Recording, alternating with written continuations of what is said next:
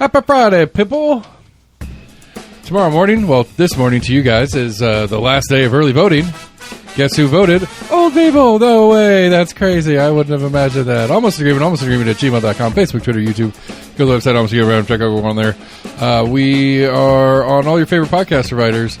Like, friend, share, follow, text your friends. Do what you can do the sports show. We appreciate everybody for listening, and we're going to keep doing what we're doing.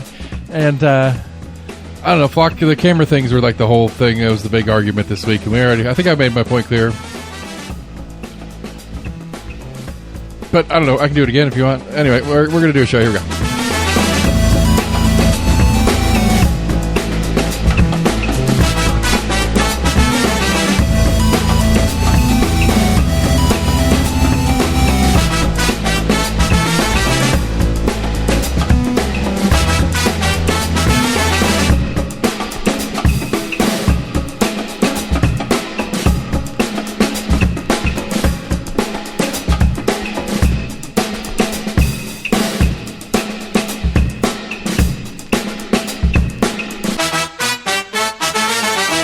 Hey. What's new? What's happening? Not much. So I will start off with the 575 people who didn't bother. They bothered going to vote, but they didn't pick up a primary. They only did the county general. Those are some hardcore people. I'm not sure why. They were asked by the poll worker, and they were like, no, thanks. Yeah. Or maybe they said, I'm not with the party, and so they... Yeah, I mean, there's a growing percentage of people that don't identify with either of the major parties. Yeah, but they don't ask which party are you with, which party's primary do you want is what they ask. Yeah. So it doesn't explicitly, it doesn't word it in a way to me. Anyway, whatever. So only 575, 42,787. It's a pretty good turnout. Yeah, I saw a story earlier this week that said it was up compared to last gubernatorial. Yeah.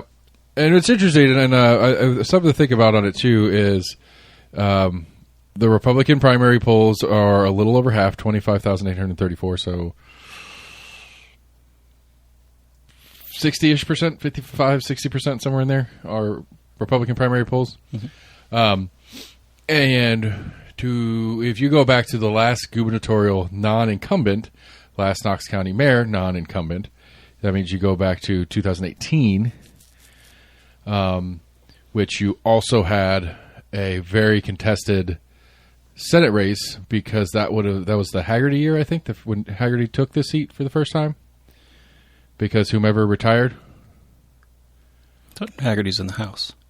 No, Haggerty's the other senator. I thought it was Ogles. No, Ogles is in the House. Okay. Andy Ogles? Yeah. Yeah, Ogles is from, Bristol? Something like that? I think up that way, yeah. That direction? But, yeah, so I think that was the Haggerty year. But that was when Haggerty was, when the seat was vacated. And so it was an open Senate race, and it was quite the fight. And that was the one, I think that was the one. The one Lamar Alexander left? Maybe. Was it the governor's race that Boyd ran for, too, that year? Yeah, I think it was Boyd was running for governor against Bill Lee and all that mess in that primary. So anyway, the comparable, I think functionally, the totality of the ballot in 2018 was a little bigger than this one. So the fact that we are outpacing that. Now, the other question is, what is that in comparison to population increase? True. You know, how much of that is, okay, well, we got, I don't know, what do they estimate statewide? I mean, not Knox County per se, but what do they estimate statewide? Can't remember. I want to say Knox County was like 5,000 or 10,000 over the last 8 years. It's probably in the 5,000 to 10,000 range. We were one of the fastest in the nation, I think. Yeah, and so if that holds true, and a percentage of those new people are added into this, it might mathematically be about the same. Yeah, count wise. But either way, even if it's equal, considering this governor's race is pretty hot, and so I will say that has got some attention. I don't think there is a human being in Tennessee who is capable of not knowing that we have a governor primary right now. And I don't know. I don't know. Like, my Facebook feed is filled with it. Granted, the algorithm knows that I'm into the shit, so they're going to feed it to me. But like every sport, all the World Cup, all over the World Cup coverage was ads. Yeah. All over like Saturdays and Sundays, just kind of watching the weekend sports, whatever's on, is full of ads, back-to-back ads, back-to-back-to-back. It may be like a Marcia ad, a Rose ad, and then a pack that's blasted one of them for something or another. You know what I'm saying? Like 3 of the 5 or 6 ads in the break are governor's race ads.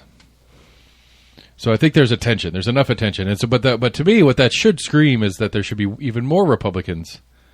The Republican turnout should be bigger because that's huge. I mean, that's a big ticket. Yeah, I don't think I've seen any for Democrat Republican psychopaths. ads. Right. The Democrats are not really running. I mean, they never do. I mean, they do. Like, we had, Marquita Bradshaw last go around. She's run for a couple. I think she's still running. Thought I saw her on a sample ballot. You know, we had Gloria in the... No, okay, let me go back a second. It was Marcia's first run for Senate back in 2018. Okay. Because Marcia finished that term 2 years ago and re-ran because Gloria ran against her 2 years ago. Remember that race? Remember Gloria running for the Senate race? Because that's when the state of Tennessee voted the idea of banning people from running for 2 seats at the same time. Because Gloria was running for her House seat and Senate and federal Senate at the same time. Yeah. So yeah, that was that. Anyway, whatever. Point being is that it was an open Senate seat like 22 race, huh? Would have been like 22, I guess. No, that was 24. Oh, okay. As I'm saying, that was 24 because her House seat is every 2 years. Every election cycle for the state, every House seat is on the ballot. But it was the 6-year turnaround for that for Marcia's Senate seat that she ran against her at. Anyway, doesn't change the point. My point is that even if we're even numbers mathematically as a percentage of the population, having a turnout this big, I think I won't say it bodes well for anything, but it does say that there's more engagement from the public. Considering the scale and scope of the different things going on, I think it's a win.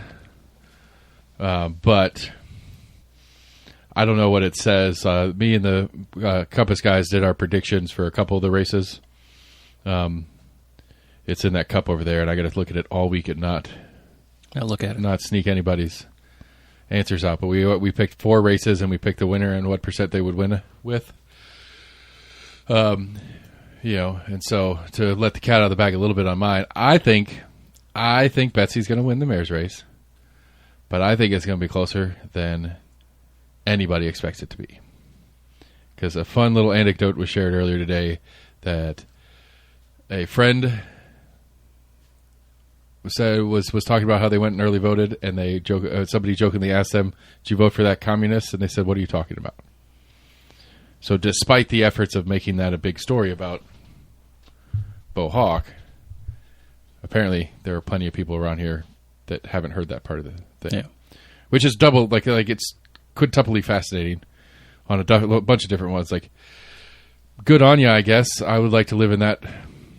I'd say most of those ads were targeted like semi-independent people that were more to the middle. They weren't a guaranteed Republican, ballot. Right, puller. and they certainly weren't targeted at known Democrats either, because you know you're not going to move them off of it. Yeah, and so that might have been what it is. But still, like it's been in every news cycle around here. Like there's been at least some coverage of it from every generic news cycle, including us and Compass Points and the Compass Paper and News Sentinel and Channel 10, and all of them have done at least a bit.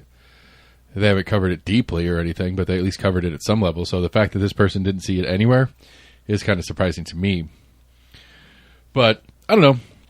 I think there's going to be a couple of surprises to the general atmosphere of Knox County. I think the Cofer race is going to be one of the most interesting ones to me. Is the willingness of the public to still vote for a guy. But I guess that's the same thing I'm betting on for Bo Hawk's side too.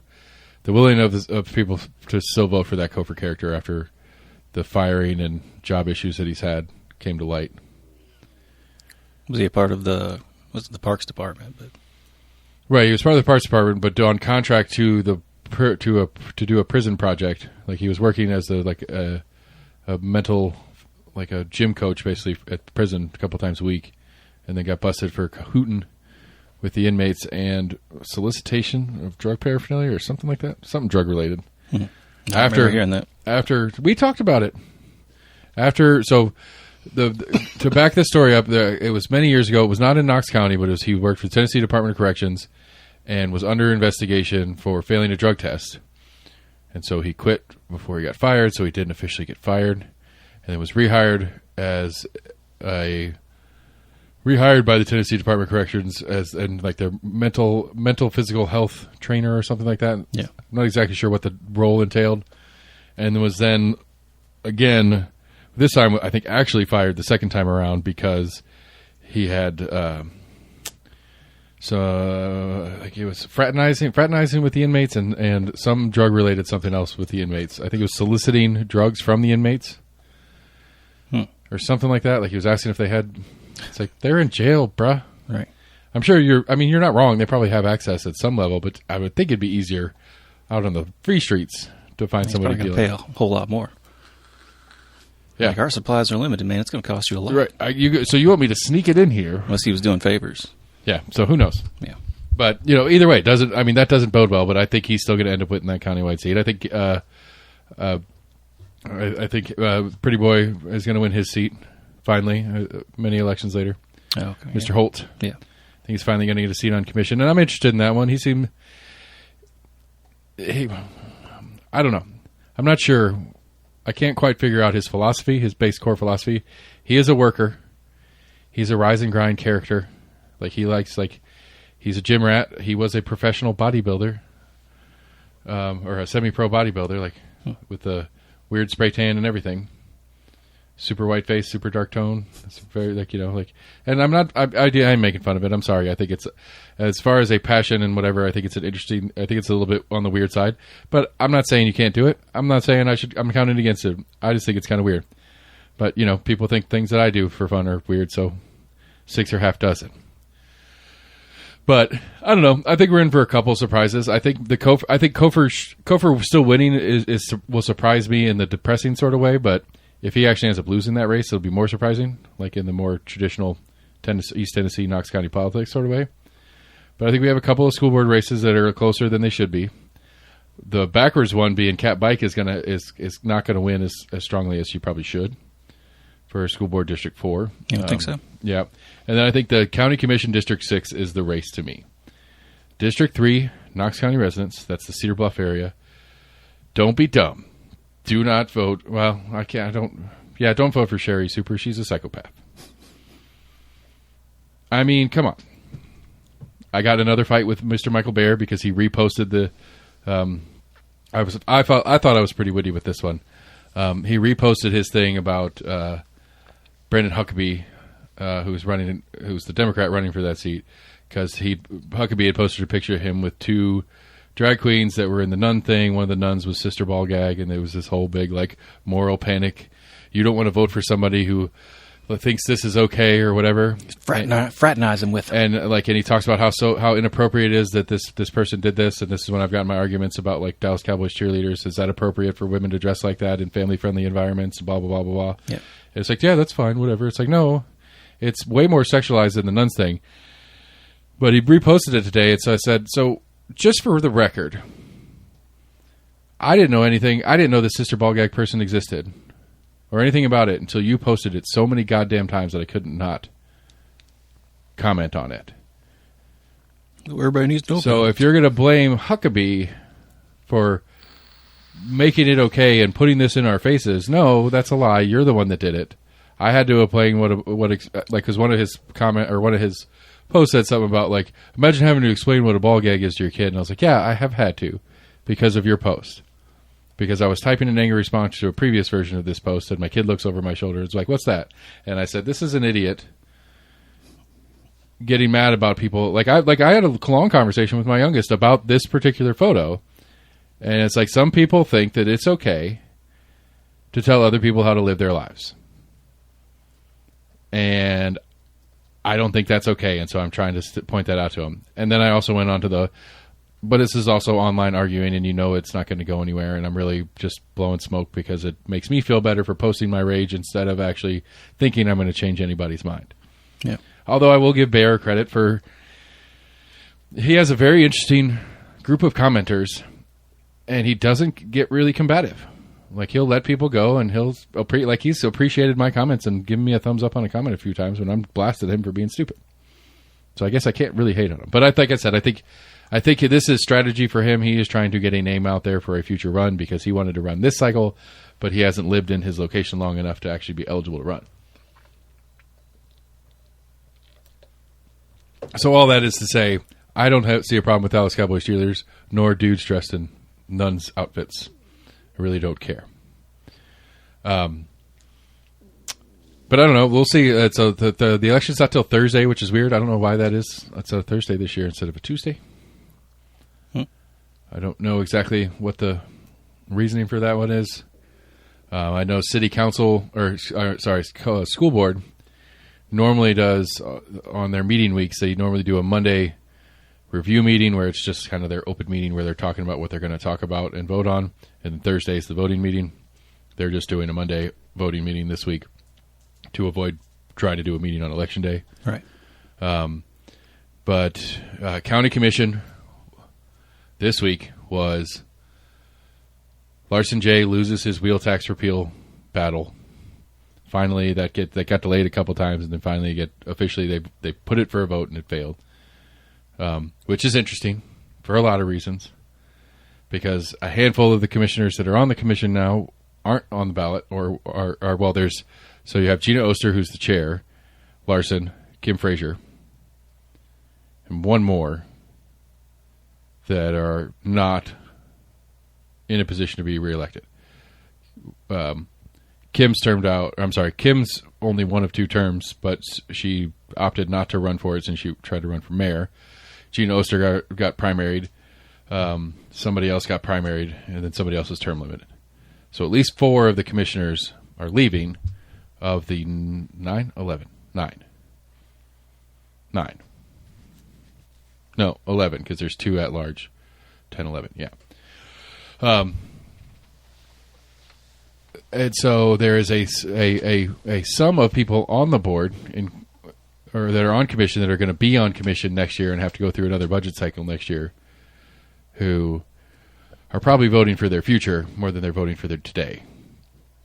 Because having done what they had to do for this year's budget, I think taking $16 million out of next year's budget, it wouldn't go that the way it's set up. It was a step down. It wasn't going to go from it wasn't just the wheel tax is done tomorrow kind of deal. It was going to be, a step down over the next couple, like 4 years or something like that. But it still was going to reduce next year's income. And so I think most of them are sitting there going like, we already don't have enough budget to do what we wanted to do this year and had to do some shit and take money out of Knox County schools. And the roads. Really don't want to do that again next year I don't want to have to do more of that next year because I don't think repealing this tax is going to get me any brownie points from the public. Like, that's not strong enough. It's not a strong enough tax relief for the majority of the public to be like, yeah, that's awesome. Most people will be like, okay. I mean, that's $100 a year for me. I got 3 cars, $35 a car. Right. Which I think, that's a separate sub-issue that I have with that style of tax. It's like, how many cars can I drive at once? Just because I have 3 registered vehicles. Now, get here in a minute when my kids start driving and stuff like that, I'll have 3 registered vehicles that are all on the roads. Okay. It's a privilege tax. My right to drive includes a tax that helps pay for the roads I drive on. All right, I guess I can get on board with that ever, but it's like I have a privilege tax that I have to pay even if that thing doesn't use it. Or the combination of the things that I have to pay the privilege tax on are only used once by me. You know what I'm saying? I could have 10 cars registered in Knox County and pay $350 a year for wheel tax. I can only drive 1 car at a time. Right, but you're paying for the eligibility of that being on the road. Yes, you can't drive 2 cars at the same time, but you have 2 cars that are eligible to drive at your whim. I agree. It's your choice to drive one or the other more often than the other. I always find that's one of those things I always find interesting. I think the idea of a license, like the car being registered separate from the driver, it's an insurance thing, and I always find like it's one of those things I think about. If I was a stoner, I'd think about it way deeper when I get high. Like, what do you pay for in car insurance? How much do I pay? No, not how much. But like, what are you paying for? For liability in case an accident happens. Okay, So I have to pay liability insurance on. I have three. Like again, I have 3 vehicles right now. I have 2 legal drivers in this household. I have to pay liability insurance on all 3. Right. So is the liability that I do something as the driver, or is it the liability that my vehicle does something?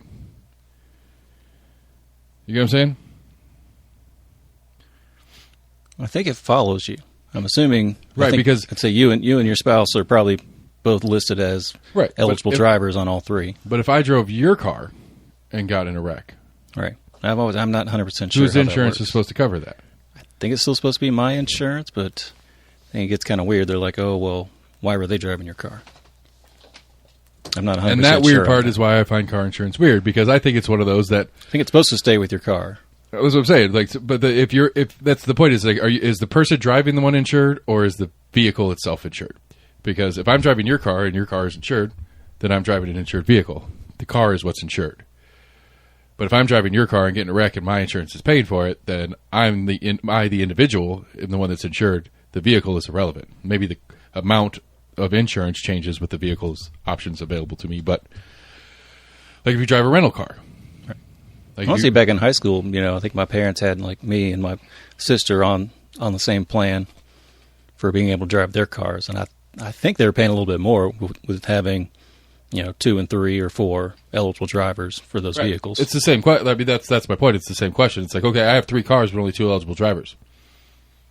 Next year, when my kid gets his driver's license, I'll have 3 cars and 3 eligible drivers. My cars haven't changed. My number of drivers has, but my car insurance goes up, which to me says the people are the one that are insured, not the vehicle. It's been a mixture of both. I don't know. It's something to ask your insurance agent about. It makes no fucking sense. I don't call your insurance agent. What it is it's a fucking shell game that these insurance company plays to milk us out of more money. I mean, they're just making sure they're going to make profit in the event of an accident. But I mean, I'd say their costs have gone up in average just because the average car is more expensive. Agreed with that, but I was just saying, like, but it, yes, but that's a flat normalcy thing. But in the changing circumstances that I'm illustrating, that shouldn't be that's not the factor that is changing the amount of coverage. The amount of coverage is because cars are more expensive, so the price goes up. Me adding a driver to the same number of vehicles shouldn't change the cost of car insurance. Unless it's changing the potential for an accident happening. That's why, like, your insurance goes up until you're like 23 or whatever. Unless the drivers are the ones that are insured, and if the drivers are the ones that are insured, then it's different. It just doesn't make. I don't know. It is confusing and stupid, and I think it's on purpose. Because at the end of the day, my kid, who's more likely to get in a wreck, I agree with that or whatever. If he hits somebody while driving, my liability insurance covers that. Functionally speaking, how is that any different if I do it or he does it? As far as the claim, it doesn't. But why do I pay? Like you said, having him being an eligible driver, that increases the odds of him potentially being on the road with that higher potential of someone of a younger age and inexperience getting into an accident. I think it's some bullshit scammery. It's yeah. I mean, insurance can be kind of crooked. It's super. But I mean, crooked. they're playing the odds game. I didn't mean and to making sure they come out on top down that rabbit hole. But anyway, so the wheel tax is going to stay. That was the point of that whole story. Okay. Wheel tax ain't going nowhere. My dude Shane Jackson did get his ordinance on future budget hearing processes passed on first reading, so they'll do it again next week or 2 weeks from now, whenever the next meeting is, and that's the one where they're going to add a second vote on the budget, so that the first vote will be their discussion. This is where the amendments and stuff can come in if you want to make a change, if you think something needs to move or not, blah, blah, blah, blah, blah, so that there's at least some period of time for public input or even just some sort of like research and education from the other commissioners before they vote on a change to the budget. Because Gina snuck that in on them, quote unquote. There wasn't preamble to this thing that they did with the school board, pulling money out of school board for the raises thing. A lot of people a lot of commissioners are saying out loud that they had no idea until they saw it in the packet when the rest of us saw it when they released the agenda to the public. the amendments are taking money out of schools. Right. And had to go in and do that and whatever. So, wait, why is there 5 extra pages in this? Potentially there will be, potentially there'll be a little bit more discussion period for the stuff in the future. Now, I can't not touch on it because it's such a topic this week, the flock camera thing, and blah, blah, blah, blah, blah, blah, blah, blah, blah. I just find this fascinating. Like, there's a whole bunch of I told you so I want to, like, rant about for a while. Like, I feel like I've made all of these complaints and all these arguments, like, years ago. I still don't understand it. Like, it seems weird to me how the arguments are all about flock. And it's like, no, people, the argument is not about flock.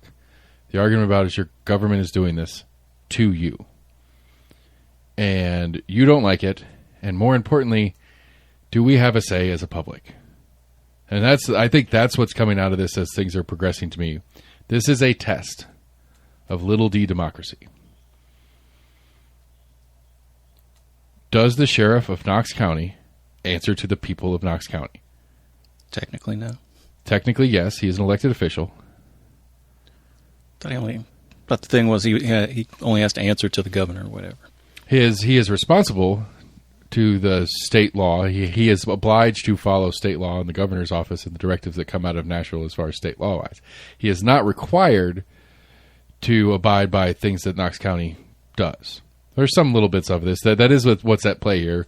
There's been a couple of attempts to introduce an ordinance banning flock cameras from Knox County. That'll be an interesting legal fight if county commission passes that ordinance.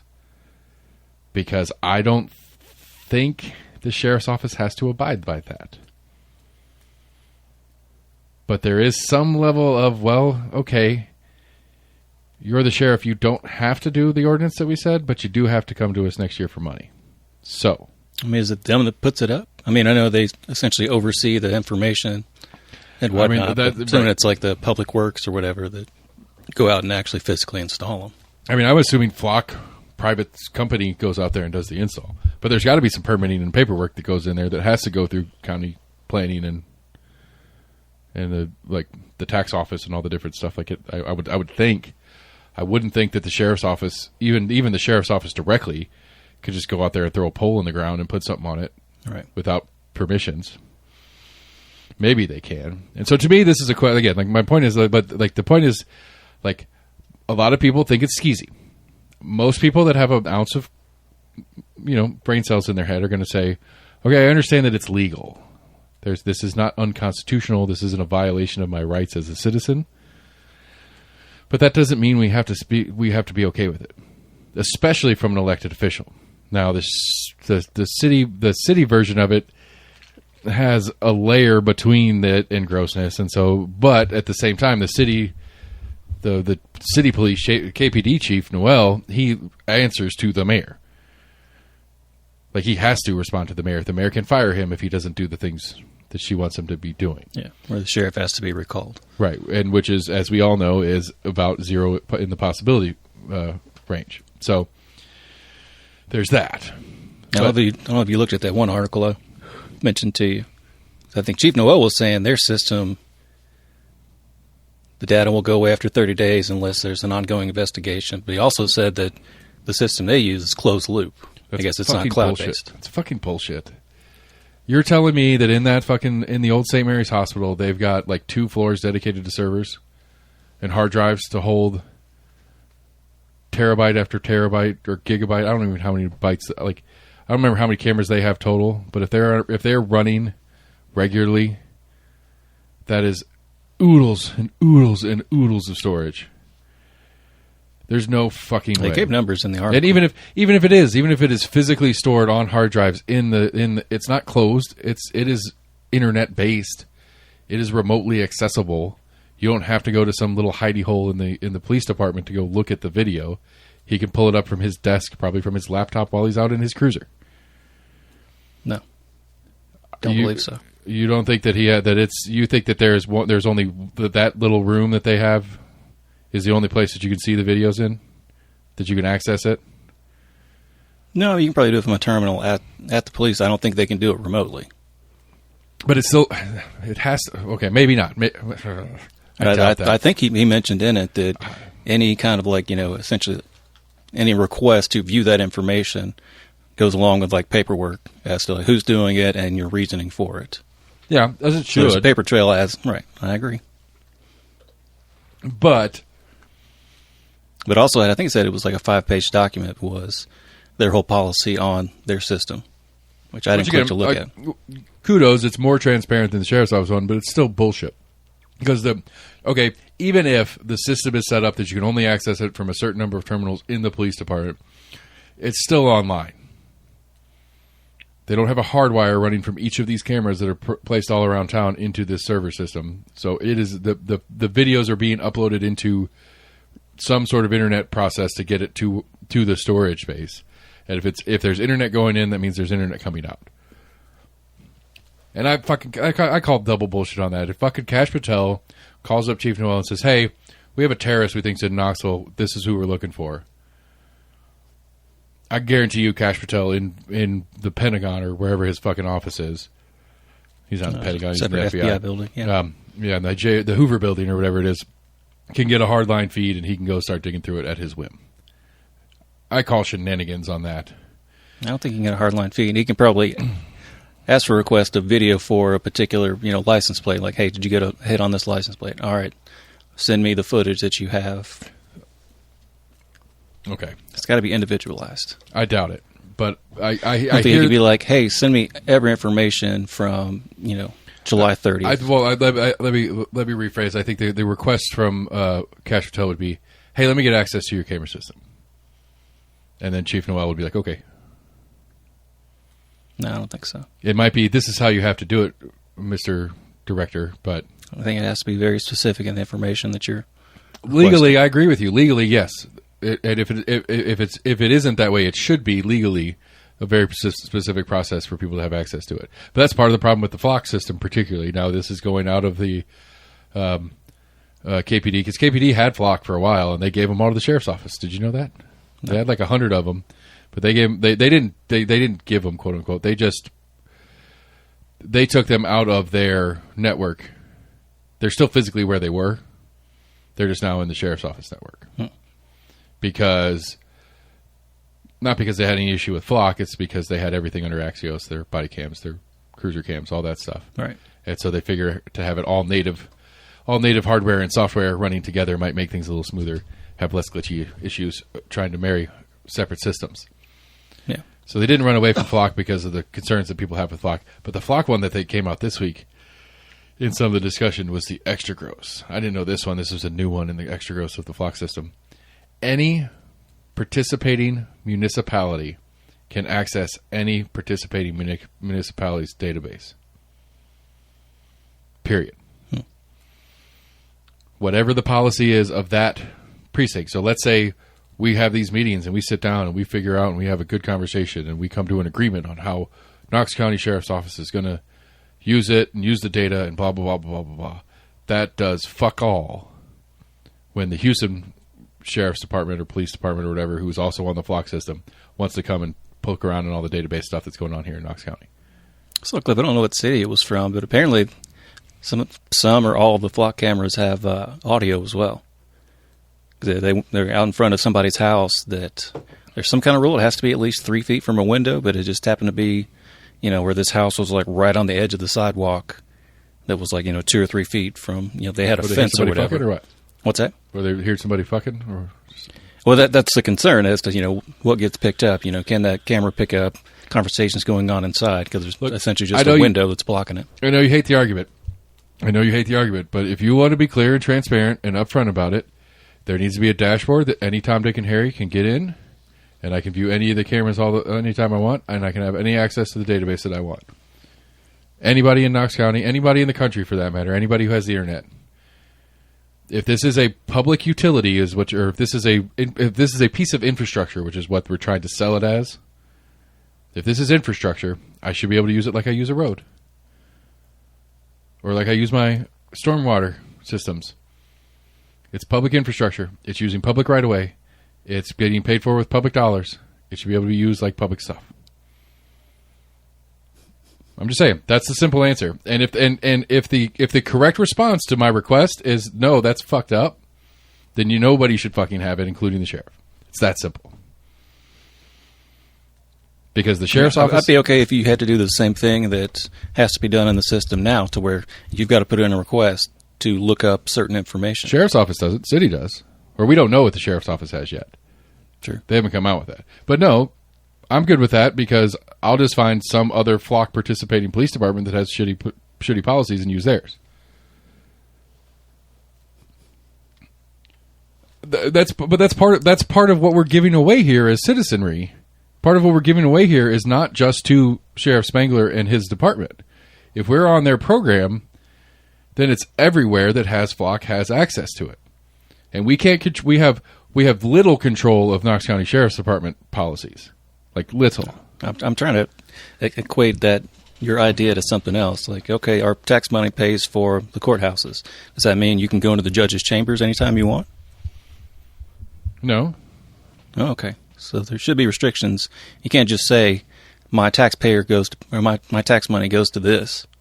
I should have access to anything that my tax dollars go to. I mean, I do it I have issues with the real ID thing in the federal building rules. Like I can't go into a federal building without a real ID or a warrant for my arrest or whatever. Yeah. Like I have an issue with that. I think we should, it is a public building. We should have access. We should have some pretty general, generic access to it. Yes, for the sake of the judge's safety, I could see the argument of that. But again, then if that's the comparable, then whose safety are you trying to protect by not letting me into this thing? So I like your analogy. It's good. Public safety. Then there's already been there's actual case law for police officers that have had access that have wrongly accessed that database to then use that to stalk people. Yes, thank you for making my point for me. I appreciate that. So then we should just open up that door to every Tom, Dick, and Harry? No, the point of my ridiculous proposal is to go to the correct logical end and turn this bullshit off. That's the point of my proposal, because it is ridiculous. It is ridiculous that I would have access to it. It's ridiculous that you would have access to it. It's ridiculous that any other human being should have any access to it. Any human being, just because they have a gun and a badge, doesn't make them better than or less likely than to be corruptible by many of life circumstances that happen. They're fucking human beings.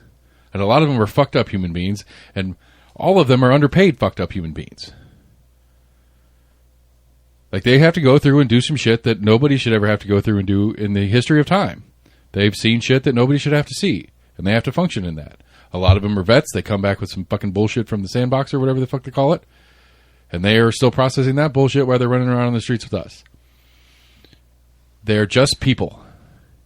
And if me and you are not trustworthy people to have access to this thing, then neither are they. Not at scale. Maybe one or two, we could go through some really finite, crazy-ass process to figure out if they're worthy of it, but then that becomes its own corruptible issue. And so my point is there's no way to realistically restrict access to any fucked up person. So then no person should have access would be the logical step. And to say that no person should have access then leads to the next logical step, which is don't set up the system. And what we have set up, take it down. Dismantle it. It's not okay. Pay the $1.6 million back to the state. Sorry, Spangler or Gibson, you're going to have to pay a fine for something you had nothing technically to do with. I think it was somebody in Maryville in the past few days that shot some flock camera. Shot it? I mean, what do we, again, this is one of those things that's like, what do we expect? Again, back to my original point, this is a small D democracy thing. This is a bipartisan issue nationwide.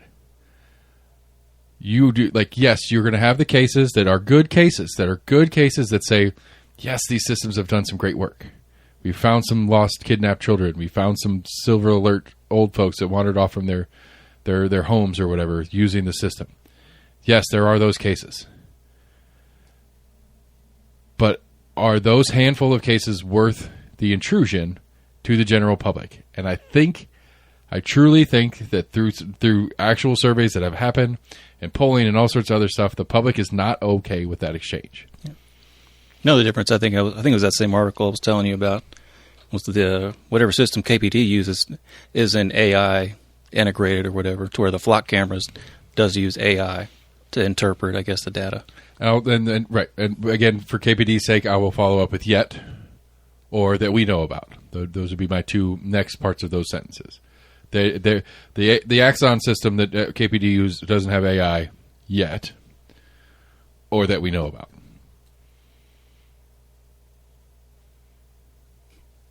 I'll agree on the yet, possibly. That's why I said yet, or it could be either one. I don't know. And I don't think they're flat out lying. They're like, oh, we didn't know. I mean, they are plate readers. They do have plate readers in the Axon system that KPD has. Right. And so there is some level of technology that's not just taking photos and then being interpreted by humans on the other side. That machine is taking the picture and then putting a piece of information with that picture that it is determining from what it sees. Not a human being. The machine is doing that. I mean, if red light cameras can do it, they're not AI integrated. So if red light cameras can do it. But I didn't say it was, but there's some level of the machine doing stuff. And again, that's their part too. I still like. If anybody knows anybody that is a union leader from any police force, I would really like to talk to you guys about this, because I'm really curious why the police and whatever unions are not against this. This will take jobs. And even, like, especially in a sheriff's office. Like, KPD, it's a different little bit thing, but in a sheriff's office, it's absolutely going to take jobs. Because budget. Yeah, but they have a larger area to cover. But budget. Like, budget. Budget is all that matters. And the majority of their budget is labor. And if the majority of your budget is labor, and this is a way to save on labor, leadership is going to take it. I still think, you would have a similar public backlash of like, oh, we're going to have 15 less, deputies out there, but we've got 5 more cameras. Well, I don't think and I think we talked about this last week. It's not going to be a one-to-one conversation. It's going to be. Right. I did a 3-to-1. But I was saying it's not going to be. It's not going to be. It's absolutely not going to be a one-to-one camera person thing. But it's not going to be a. Well, we're not we're going to lay off 20 officers because we have all these camera systems and we don't need these 20 officers anymore. It's not going to be that. It's going to be, well, our 10-year plan or our 5-year plan that we started said we wanted to add 10 officers each year for the next 5 years in our 5-year plan. Well, now that we have this integrated, we're going to go down to 5 officers a year instead of 10 new officers a year. Or guys are going to retire and we're not going to hire replacements for them. It'll be that version of it. It won't be. There's not going to be this point where they're like, you know what, we're gonna lay off half the force tomorrow. It's not going to happen like that. And if you're a union leader, that's part of what you should be looking at. If you're not looking at just what's affecting your guys' jobs today and tomorrow, it's what's going to affect your guys' jobs 5 years from now, 10 years from now. That's why they all want pot legalized.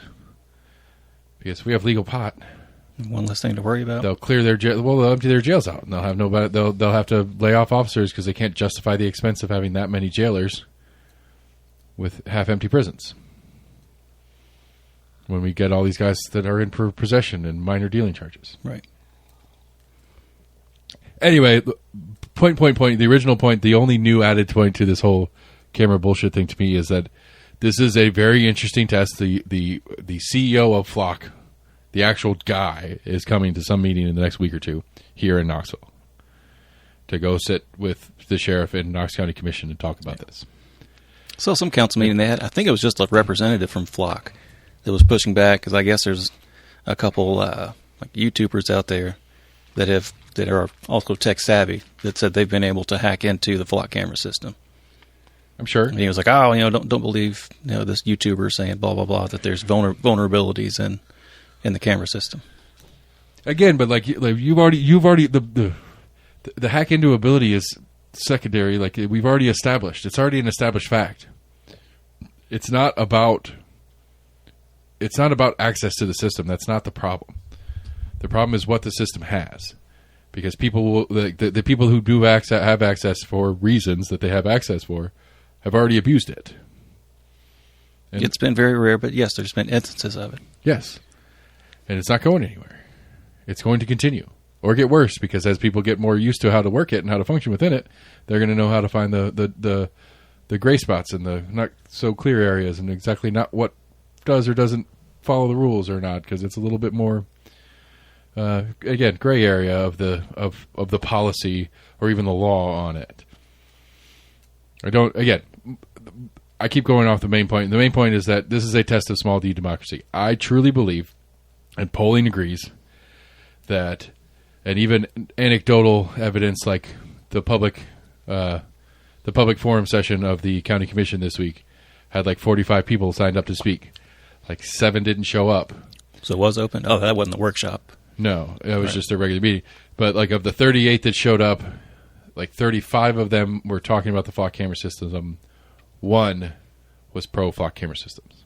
Yeah. So it's an anecdotal survey, but it's... Or if they were former law enforcement or something. Well, yeah, but I would say like it's anecdotal, but 1 in 35 Knox County residents, given the opportunity, speak against the premise. Right. So I feel like this is it's a small d democracy. Don't take my challenge. pushback as support for it. I know. I'm just trying to tamp down the... No, I mean, Scott does the same thing, and I always feel bad because I start yelling. I didn't yell at Scott, but like I always feel like Scott's trying to make sure that he's clear, and in the reporter that he is, trying to make sure that the facts are part of the conversation. Right. Because he always keeps going back to you don't have the expectation of privacy. And it's like, yeah, but then he did go out of his way to Still be like, icky. It is, but again, but that's the thing to me is like, is this a democratic country? Are we a democratic nation?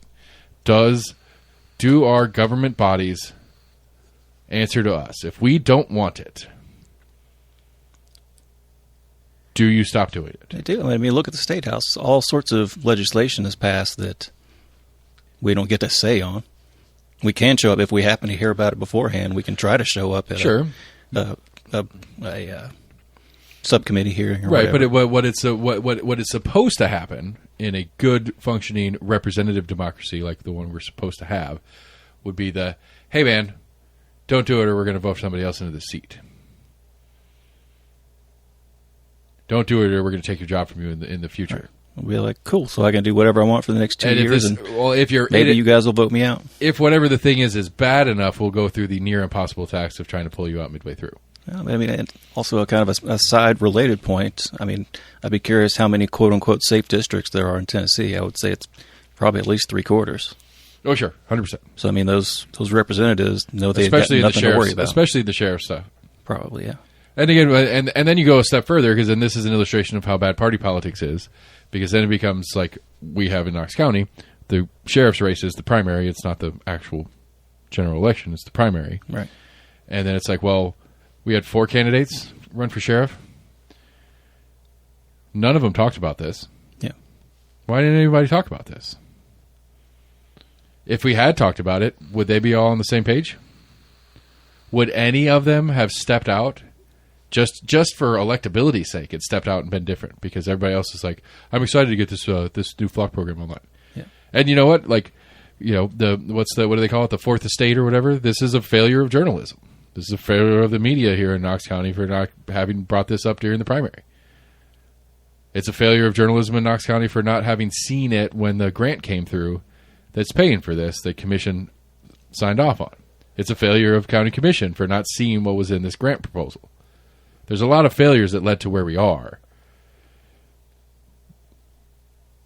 But I think the biggest failure that leads to where we are right now, especially, is that in politics in Knox County is that we don't have a general election for mayor or for sheriff, excuse me. Yeah. Because even some low-level idiot who has no leadership and has no chance of being a good sheriff couldn't get just some guy who just wanted to be on TV a little bit to run as a Democrat for sheriff of Knox County. Because right now would be fascinating if you had a zero chance of winning Democrat candidate running for sheriff going, this Fox shit's fucked up. Vote for me. Mean, I guess it'd be too late to get on the ballot. Or no, you can still do like a write-in campaign. Not a real one. Not a real one? Chris Davis, shoot me an email if I'm wrong, but I'm pretty sure there is a cutoff Can you just rate up a campaign? Like if you had a shit ton of money, you could start putting out commercials like, "Hey, write me in on this. Write me in." You can, but you do have to register as a write-in candidate, and there is a cutoff for that. And gotcha. I believe it's at least before early voting starts. Okay, yeah. Which is again, that's one of the weird things in the system. Early voting for the general, right? And here in September, right? I don't think it's before the primary. I think you could come in as a write-in candidate. I mean, there is Meg McMuffin. Meg McMuffin is an official write-in candidate for sheriff. If you don't want to vote for Gibson, write in Meg McMuffin. This is a 2-decade-old tradition that is kind of come to fruition, and I don't know the backstory on it. I should reach out to her and find out. Yeah, but it's kind of the point that she had a sign party. She had a bunch of people come over to her house and had collected signs of losers from the primaries, and they just hung out and drank wine and painted "Write in Meg McMuffin" on overused political signs, and then she put them out around her neighborhood or whatever. I think it's hilarious. I'm trying to figure out what I'm going to do for the governor's race, because I might write in. I might test the theory, because Hornback used to always do his write-in episode where he'd go through and pull all the write-ins. Mm-hmm.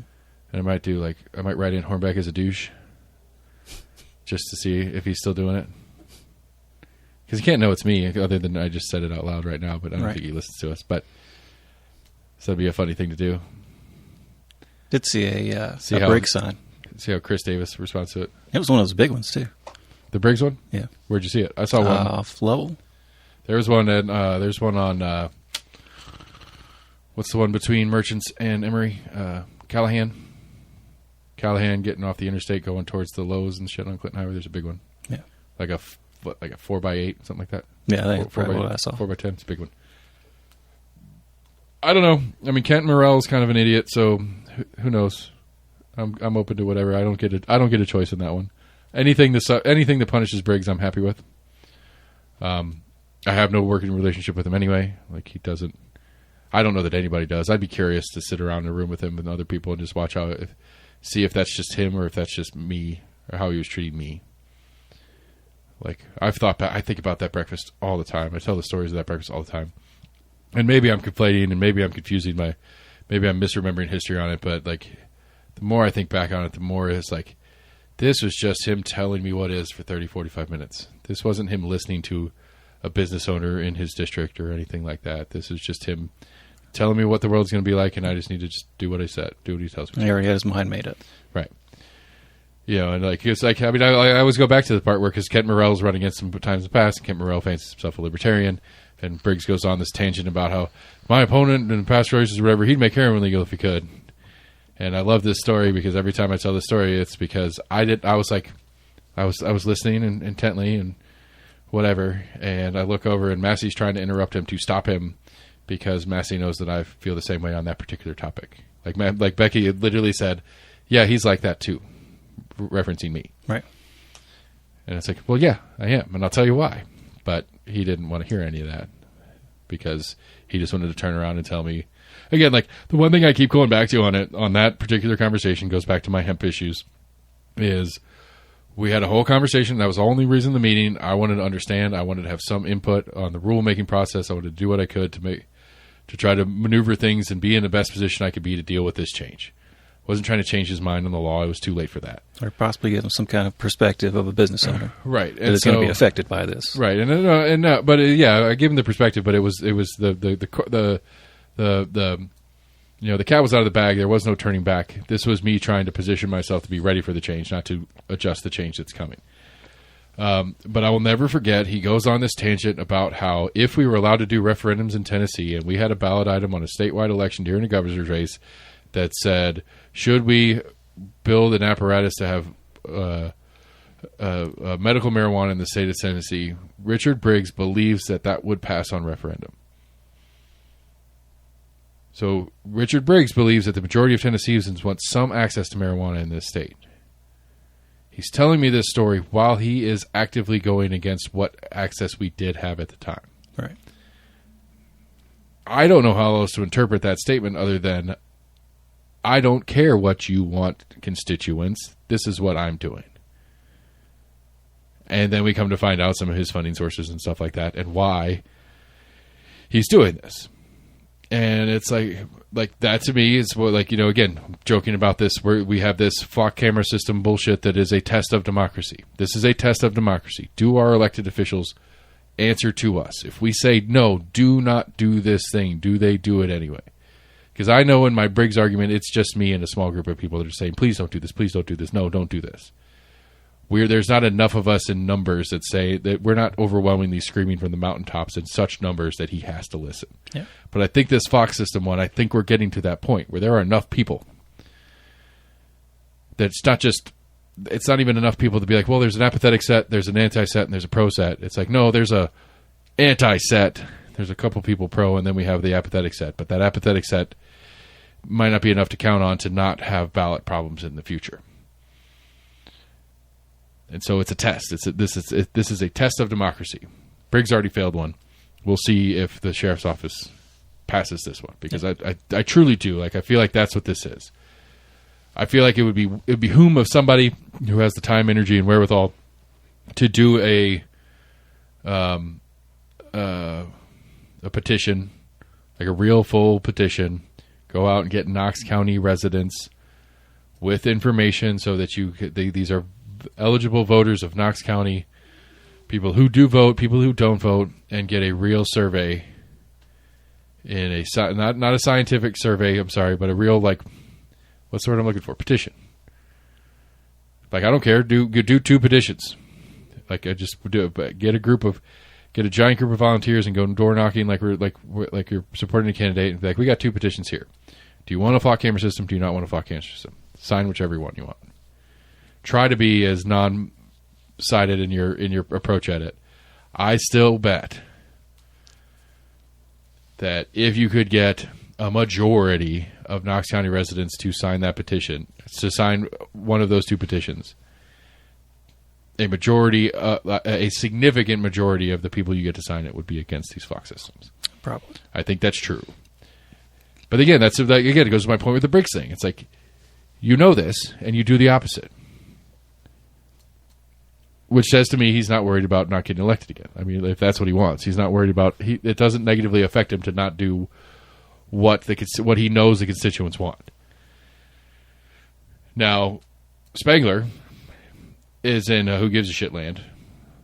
He's not. He has to at least sit out 1 term as sheriff. Pretty sure with his health issues and stuff like that, there are no future terms for Sheriff Spangler. All right. There's no future politics for, like, I think he's good to ride off into the sunset and do whatever he wants to do with what he's got left. And so he has no political need to do anything right now because he's just got to wait it out until he gets out of there.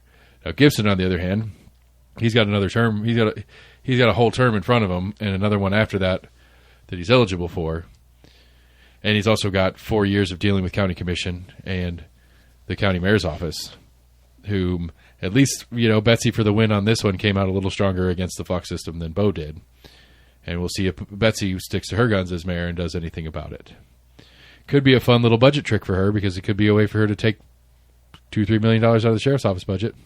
I thought Bo pushed back a little bit more than she did on their statements. Yeah, I mean, they both did. I didn't think either of them were particularly, like, they were both such pussyfoot about, like, oh, well, like, I obviously, I back the blue, or I obviously respect the people behind the badge, but we need to be careful with the civil liberties. Fucking just say this sucks and you don't want it. Because that's what the people want. Yeah. Because I would even argue, I'll bet you if you could get some just regular Tom, Dick, and Harry sheriff's deputies on record. Hey, what do you think about this? So, like, when you and your family are driving around in your personal vehicle, you okay with your boss knowing where you are? Like, you call in sick one day. Like, I mean, like, that's a fucked up one. Yeah. Hey, boss, I'm not feeling very good. And the rumor mill in the office is that you're fine. You're just going out to the lake for the day. Well, now Sheriff Gibson can pull up the cameras and find out where your personal vehicle is right the fuck now. Is it in your driveway? Has it been in your driveway since you called me this morning? Is it at the lake? I don't think they have enough cameras to do that. But I think, honestly, reading this, I'm going to keep using that word in this because that's something that people have to keep that part in play. Yet, if this works and we're okay with it, it's obviously going to get bigger over time. Right, but there's not enough money to put that many cameras up. Well, the state's apparently happy to give all the money that you want to do it for you. Yeah. No, I think there's supposed to be a discussion/debate this Sunday on one of the local news stations on their kind of like morning politics show. God, I need to work on my language. Why am I not? Why wasn't I invited? Because you're not a mayoral candidate? Oh, it's just those two? My bad. I thought you meant there was some... Round table? A round table of wonks on this topic. No, I think it's just their typical... I think it's when there's like 3 or 4 people. I want to be like I want to be like I don't know. I'd have like complete disrespect for the 2-party hacks that go on those Sunday on the Channel 10 show. The 2-party hacks that they have, they know their shit. Don't get me wrong, they know their stuff on election night. They're talking. They know the parts where it's like, well, these many precincts have turned in for this district. That person won this race, and it's showing like 20%. Yeah, but they know, and they like good for them on that one. But they're just party hacks and whatever. Like they are the most worthless thing to listen to when you're talking policy and whatever, because they're not even good partisans. Like they're not even good. Like they're so nice and sweet to each other. And it's like you don't have to hate each other. Don't get me wrong, but like you're just so nice to each other and kind and polite and respectful. And it's like, I don't know. Like the point is for us to debate and figure things out and find a middle ground and compromise and where we are on different policies and ideas. But you guys are like, yeah, well, she's right on this, and then this, like they don't argue or debate at all. They're just kind of like, meh. It's no fun to listen to. And again, like North's the same way. Like Bob Becker, is it Bob Becker? And the North guy, like super smart. They know their shit. They know their shit. They know their people. They know who's involved. They know the history. That's one of the things I suck at in Knox County politics, like the longer term history of stuff. Last time a Democrat won seat X, they know that stuff off the top of their head. Right. But like none of this stuff comes from I guess that's why I think like you have the 2-party hacks, and that's coming from some party perspective stuff, but it's a really soft version of party perspective stuff. And then you have the 2 employees of Knox County or of WBAR, reporters or whatever, that come from this kind of reporters side of it, but there's no like public, like constituent angle, I guess is what I'm trying to like how does this affect me? Like no, like there's none of that. Like this affects me this way, and this is why I don't think that's a good idea. There's none of that. This is what the local correspondents are supposed to be there for. Yeah, I don't know. Of asking questions. I just feel like but again, but 9 times like yes, when they have candidates on, that's pretty decent. But when they have when it's just them talking about stuff, it's just such a milquetoast waste of time. I can't handle it. It should be me. Except I'd have to have like a couple people with buttons ready to. I can not cuss most of the time if I think about it. It should be decent. I mean, I got better at it when I had kids. Yeah, we cuss around the kids all the time. Yeah. And they're getting good at it because like one of the rules is always like, I don't care as long as you don't do it where it's not appropriate. So I've never had any issues from teachers. I think one teacher mentioned me one time but it wasn't like they were in trouble. It was just like, yeah, he was with his buddies and I heard him tell him, fuck you or something like that. But it wasn't an angry fuck you, so I didn't say anything. It's like, okay, whatever. Yeah. It's like, all right, I just wanted to make sure, because some have like apparently we're not weird in that model. But we went to the beach and did that whole thing, and all the cousins running around and all the kids being assholes to each other all day because that's what these teenagers do when they get in groups. And I don't think either of mine slipped up because like one of the rules of the places it's not appropriate to use foul language is around my mom. Right. And they know that rule and they follow that rule, and I'm like, all right, cool, whatever. What else? I saw the local Nashville station. I think maybe Sunday as well. They're supposed to have. It's only Fritz and Rose. They're going to sit down for, I think, kind of like their local equivalent. Man, I like Fritz had a chance for me just because he wasn't Rose or Blackburn, but then he comes out talking about like banning mosques because it's not unconstitutional for a state to ban a religion. It's unconstitutional for the federal government. Like that was the argument he was trying to make. Yeah. Now apparently, I meant to try to look at the state constitution again because I thought that was also in our state constitution. I mean, apparently he's openly a white nationalist, a Christian nationalist, maybe not a white nationalist, but a Christian nationalist anyway. Yeah. Which, I mean, I don't know. At this point, I kind of want him to win. I'd like him to win the primary. I've seen a few of his signs out and about. Yeah, I mean, I'd like him to win the primary because, like, fuck it. I mean, I don't know. Could you, like, this got to be like a hold my beer situation, apparently? Like, hey, I'm Marshall Blackburn. I'm going to run for governor of Tennessee. Ooh, I'm a pedophile. My name's John Rose. I met my wife when she was 14 and I was 40. I'm going to run for governor. Monty Fritz is like, hold my beer, motherfuckers. I'm a Christian nationalist and I think Muslims shouldn't exist. I'm going to run for governor of Tennessee. Woo! What's next? Who's next? Come on, there's got to be somebody worse. Maybe this, what would we say? Schlockenblock, whatever the guy's name we couldn't pronounce last week. I'm not sure. The fourth guy on the survey that neither of us had ever heard of. Oh, yeah. I've seen commercials, and I looked at a sample ballot that I've seen commercials for. It's like Hatley or something. It's like him and I think he owns some business that they make like golf carts or something like that, little all-terrain vehicles. Yeah. It's like him in the warehouse. He's a business owner. But I'm pretty sure I didn't see him on a sample ballot for the Democratic gubernatorial, so I'm assuming he's on the Republican ballot. You did pull a Republican primary sample? No, my dad just happened to show it to me the other day. Gotcha. All right. Well, here's the Republican. Because he was curious who all was on it. All right. Here's the for Knox County governor Republican primary, or the Republican sample ballot.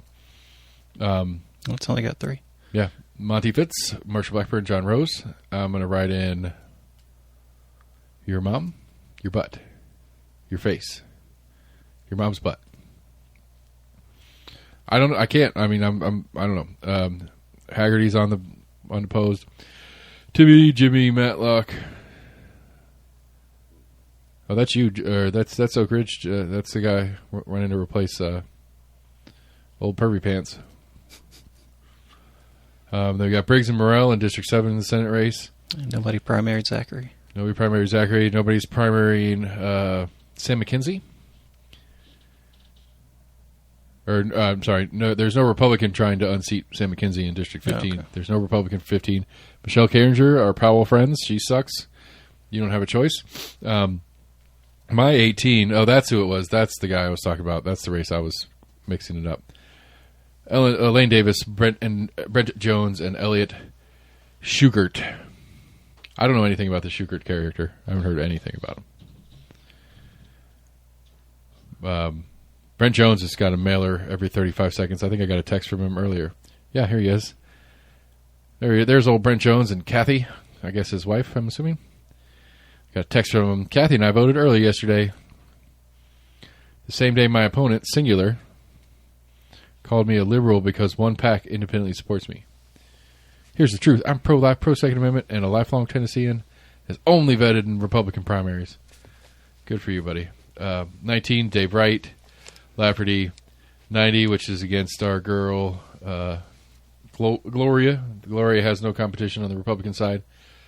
I don't care about executive committee. Do you want to talk about executive committee? I don't know why. Not really. Mayor Betsy Bowe, District 3 Sherry, whatever. I should print this off and go ahead and write in my answers. But yeah, that's the primary part, and that's the question that we had. The Democratic sample ballot, Governor Katina Atwater, Tim Kyer, Jerry Green, Adam Ditch, Kurtz, and Kevin Lee McCants. What's this guy I'm seeing commercials for? Senate seat, Marquita, Maria Brewer, Kevin Lee McCants. He's running for governor and Senate. Gangsta.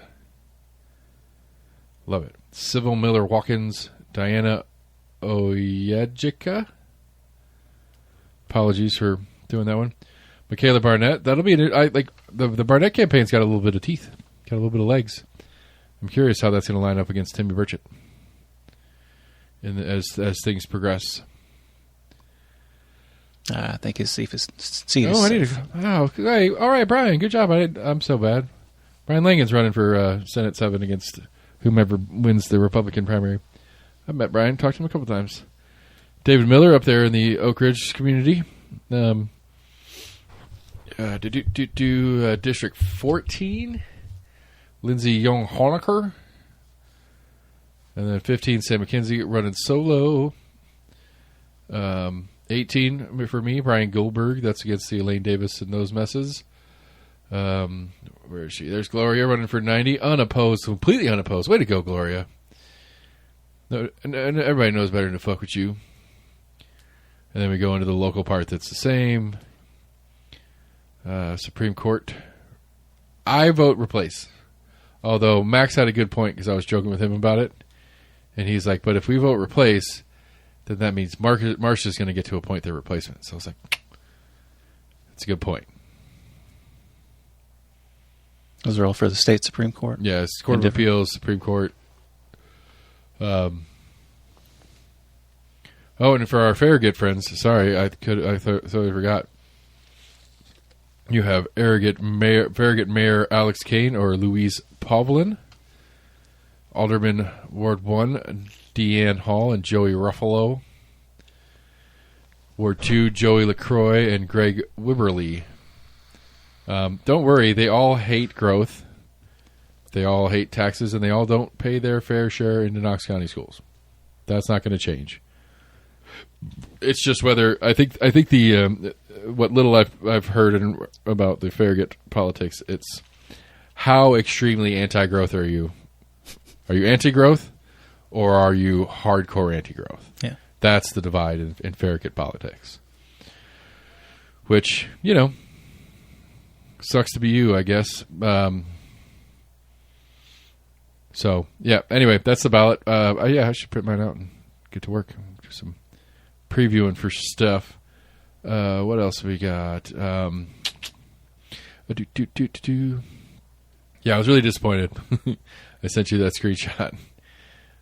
A Tennessee candidate for governor says he plans to ban mosques and other non-Christian religions. What does he currently rep? Like, he's his current state rep. A district of the state of Tennessee has voted for this man. Is he a current rep? That's what it says. State Rep Monty Fritz argues the First Amendment doesn't apply to state governments.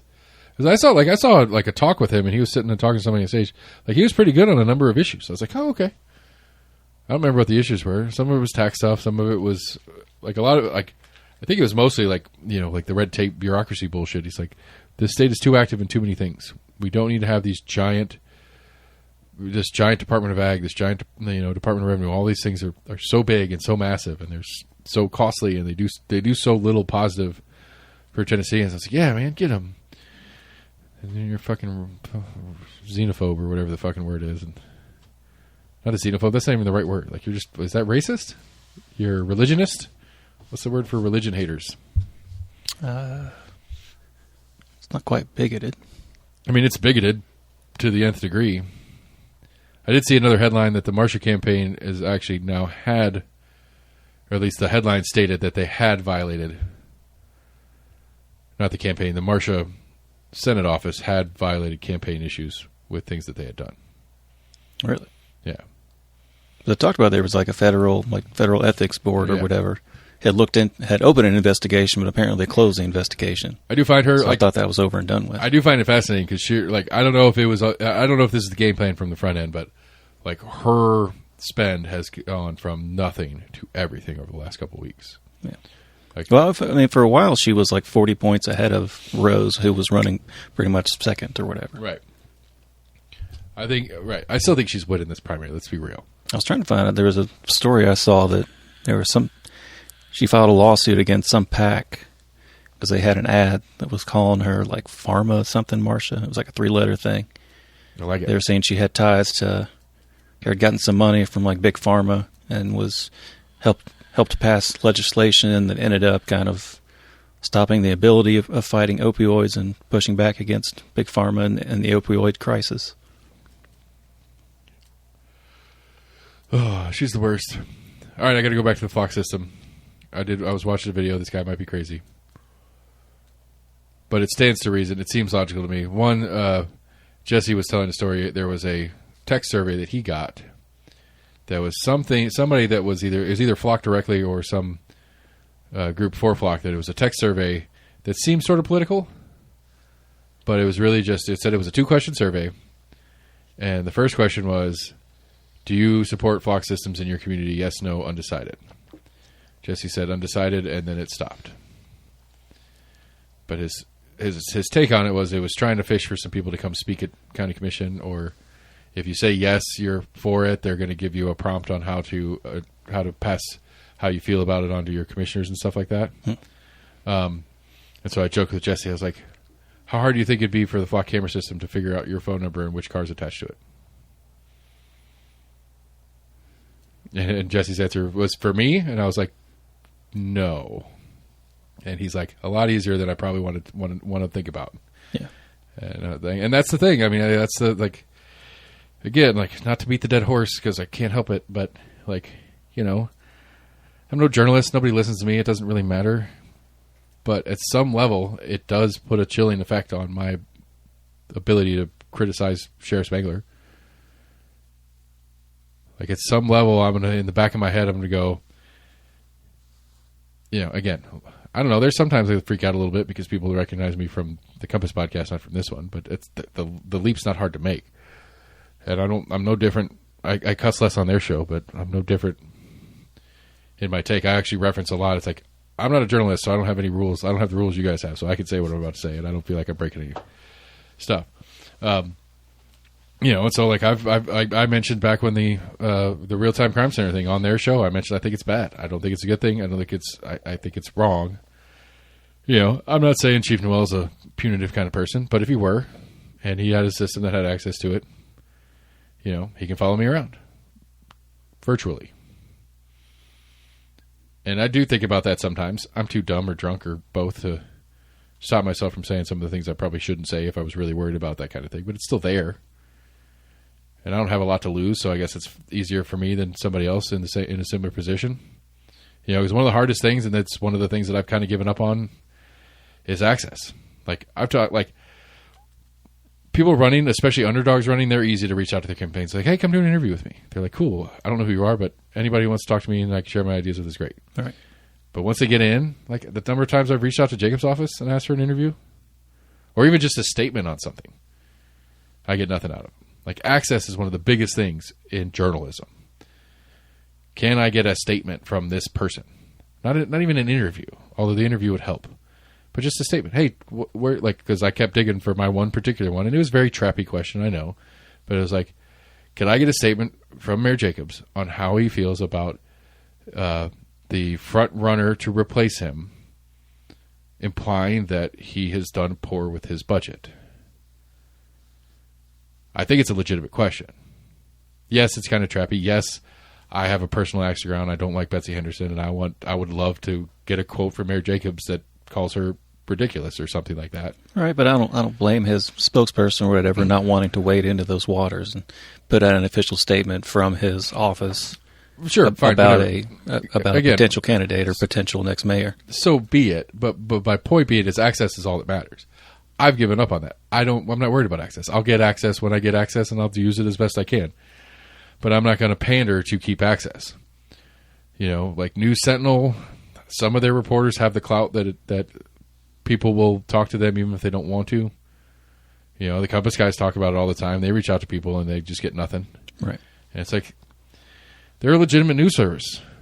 They're not the biggest news service locally, but they're a legitimate news service. And like, they have most people's cell phone numbers and they'll text them and stuff. And people ghost them all the time. And so anyway, my point being, it's like, it's not like this database thing is not, it's just gross. Whatever. I'll stop. I'm sorry. I know. We don't need to go back into it. Just give me the keys. Give me the keys of the kingdom, and I'll shut up. Give me a link and a passcode. You can even do some two-factor authentication, even though I hate that. It's annoying. And it's not particularly safe, but I'll two-factor every time I log in. And you can have a record every time I log in. I don't care. You can have a record of what I look at. I don't care. Because the point is, I don't want to look at anything. I don't care about anything that's on there. The point is, everybody and their brother knows that me having access to that is gross. If I have access to it, then nobody else should. I'm sorry. If you don't think I should have access to it, then nobody else should either. Period. Okay. Anyway, what else is going on? We're about a week out from school. School's coming back. Can't wait. So this weekend, it's the is it tax-free weekend? Ooh. I think so. I want to pay my taxes, so I don't go out of my way to use tax-free weekend. It's kind of funny if you think about it. Hey, we're not going to charge you sales tax this weekend. 70% of your sales tax goes to your schools.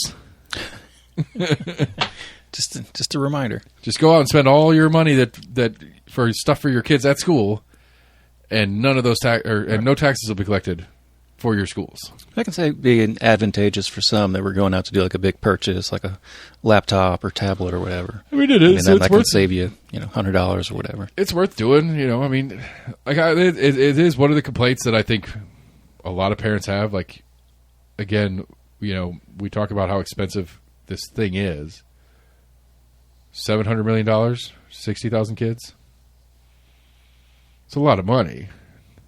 And I still got to write, I've already started setting up my little savings account, like my personal savings to scooch a little bit of money over to the side to not spend on my regular budget stuff, because I'm going to have my technology fee and my insurance for the Chromebook and all these little, like, at first week of school, it's always like a couple $100 out of my pocket per kid for directly to the school, not counting, new shoes, haircut, new backpacks, pencils, pens, markers, crayons, paper, notebooks.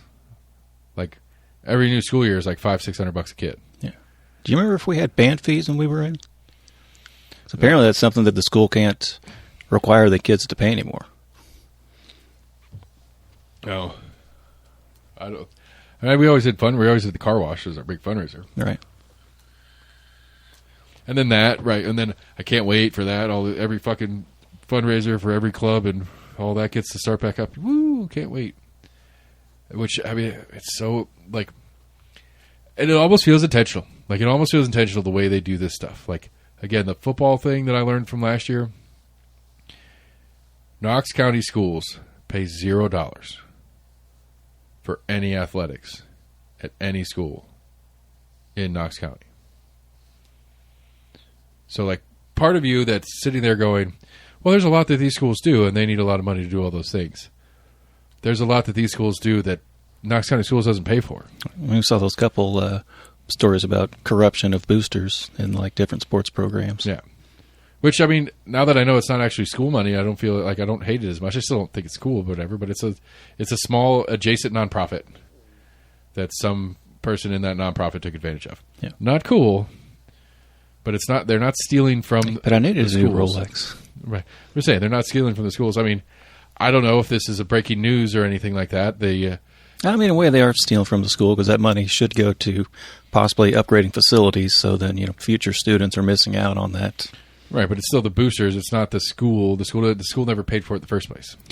Right, but the school reaped some of the benefits of having that. Right, they do get to have assembly out there, the pep rallies out there in the stadium and whatever. Yeah.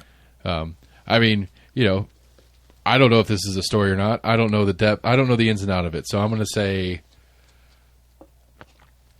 as I understand it, let me see how well I can caution this to say that none of these are full facts, because I've not done any real digging on it. But as I understand it, the president of the West High School Football Booster Club, or whatever that title is a general contractor. That's what his day job is. You want to guess which general contracting company just got paid a significant sum of money from the Booster Club to build the new weight room for the football team? Is that the same company? It is. I don't know. It might have been the best bid. He may have gone under because because he cares about the program. He may have been cheaper than any other one, and that's why they chose him. It could be that possibility. I don't know. Right. But the optics of it don't look good. It does look bad. Did you see Johnny Knoxville was in town today? Yeah, he's down at Austin East. South Doyle. Or South Doyle, excuse me, hanging out with their football team. Yeah. In the weight room. They donated a bunch of money for their new weight room. Yeah. Said they were using concrete free weights or some shit. Yeah. Do the whole Rocky Balboa, Rocky Force. Take him to a meat packing plant. Well, that's Rocky 1, but yeah. Oh, okay. Rocky 4 was the one where he was out there in the woods in the cabin. Oh, and where he goes chopping to Russia. Wood and chopping wood and pulling the sleigh with the trainer on it and all that stuff. Right. But again, but backing up a second, my point is that this huge budget that is Knox County schools, that I think the generic population looks at and goes, yeah, but they have all these sports programs, and they have all these band programs, and they have all these different things that do all this stuff. Like, the amount of fucking fundraising on top of. So we have this giant budget, and then everybody does all their fundraising inside of that stuff. There's no money. Like, there's no money. It all comes in, like, it's all taxed. There's all a subtax on us, because fucking kids selling candy bars is the biggest, like, scam on the planet, because the candy bars suck. Yeah. And they're not worth $1, but you pay $1 for the candy bar. And the kids don't get, like, I mean, the fucking, the fundraising cut of that stuff sucks too. Like the candy bar boxes. Do your kids ever do that? I yelled at my mom. I can't remember. I yelled at my mom. I'm gonna say I may have. I sold my mom an entire box of candy bars, and she said she didn't want any of them, so I sold them again. And so I just let my mom give me $60 for a box of candy bars. And I set that money aside for a payment on whatever the thing was that he was raising money for. Yeah. Because it's like a $60, like 60 candy bars in a box. They sell that 60 candy bars. They get like $20 that goes into their fund. Or something like that. That overhead. I mean, again, the candy bars cost something. Right. You know, the whole program and apparatus that does all this stuff costs something. I'm not disagreeing with that. But, 60% cost? I don't know. But again, like, that's the thing, is that the inverse of it is like, okay, I can go to Sam's Club and buy a box of candy bars and have my kids sell those candy bars for $1 or whatever. But it's technically illegal to say it's a fundraiser for school, even though I'm going to use the funds that we raise that way to go to school. But it is a fraud, basically, because, hey, I'm doing this as a fundraiser for my band trip. It's like, well, yes, that's a true statement. You're doing that as a fundraiser for your family. Right. So that you can bring money into the family so the family can pay for your trip. But I'm going to get a lot more return on my investment as a parent that way. I can go to Sam's Club and pay $20 for a box of like 80 candy bars. Right. And they're proper real brand name candy bars I could sell for $2 a piece. I mean, hell, as a fundraiser, you can sell them for $5 and get away with it. Yeah, we were like pushing back on that idea. I think it was in like middle school or something, where we had some kind of fundraiser, but it was helped to like pay for our like Six Flags trip. And I'm like, I don't like this. I don't want to go ask my neighbors like, hey, will you help me get some money so I can go to Six Flags? I mean, but to be fair, what it is it's an opportunity for kids in families that couldn't afford it themselves. Right. So like, your family can't really afford this. We're going to help you figure out a way to pay for it. Yeah. Because we'd like you to participate in the experience, but we can't afford to just give it to you. Right. So what can we do? Well, if we're going to do it for one kid, we got to do it for all the kids. Because I think some of them do that too, where like a percentage of them goes into like a pot. Like, and so like you sell the 60 candy bars, you get, maybe that's what it is. You get $20 that goes into your account, and then $10 goes into a general account that then the band director or whomever can, appoint to certain people to help them out because they know they can't afford it or something like that. Maybe. I don't know. Whatever. The point to me is it's fucking nuts that we can't already do that without the fundraising with the amount of money we spend on schools. I think drama programs are funded a lot by ticket sales. Yeah. I think it's nuts. I think it's nuts that in a country that like the one we live in, that with the amount of taxes that we as individuals pay, that we then have to pay out of pocket, either directly to our own kids so that they can participate in things, or through supporting all these different fundraisers and stuff like that. I think that's crazy. I think, like, again, like we just finished watching Celebrity Jeopardy. So it's Celebrity Jeopardy. They're all playing for their different charities and stuff like that. And they did a big tournament style one. It was a good time. It was fun. Ike Barinholtz and what's his Steven Weber from Wings. I'm not sure. They ended up losing. Ike was the previous winner. Anyway, the winner of the tournament, $1 million went to their charity. And they're talking about all these different charities, and all have these different charities, and they're all cool charities, and they do cool stuff. And it's like, it's so insane to me. Like, I would love somebody to break down the numbers of how many trillion dollars. I'm going to go with T. I'm going to say annually, directly or indirectly, nonprofits bring in $1 trillion. a year. I'm going to guess it's at least $1 trillion a year. Through whatever they do for their fundraising, whether they have big fancy galas or they do Holaroo to raise funds for their charity or whatever there's... Seriously, Dad, it's trillions. I mean, I think they have to post their earnings or whatever. Yeah, I'd be curious to know what the total number is of all charities combined in the United States. All charities. In fundraising. I think it's a huge number. And so you take the idea that you take how many $1 trillion a year gets raised in the IRS in normal tax situations? And then you have the state cut of whatever version the state taxes are and the local taxes. You take all these taxes that are collected throughout these systems. And then you have huge amounts of money that are getting donated or spent or invested in or whatever the version of finance you want to talk about it into charitable organizations.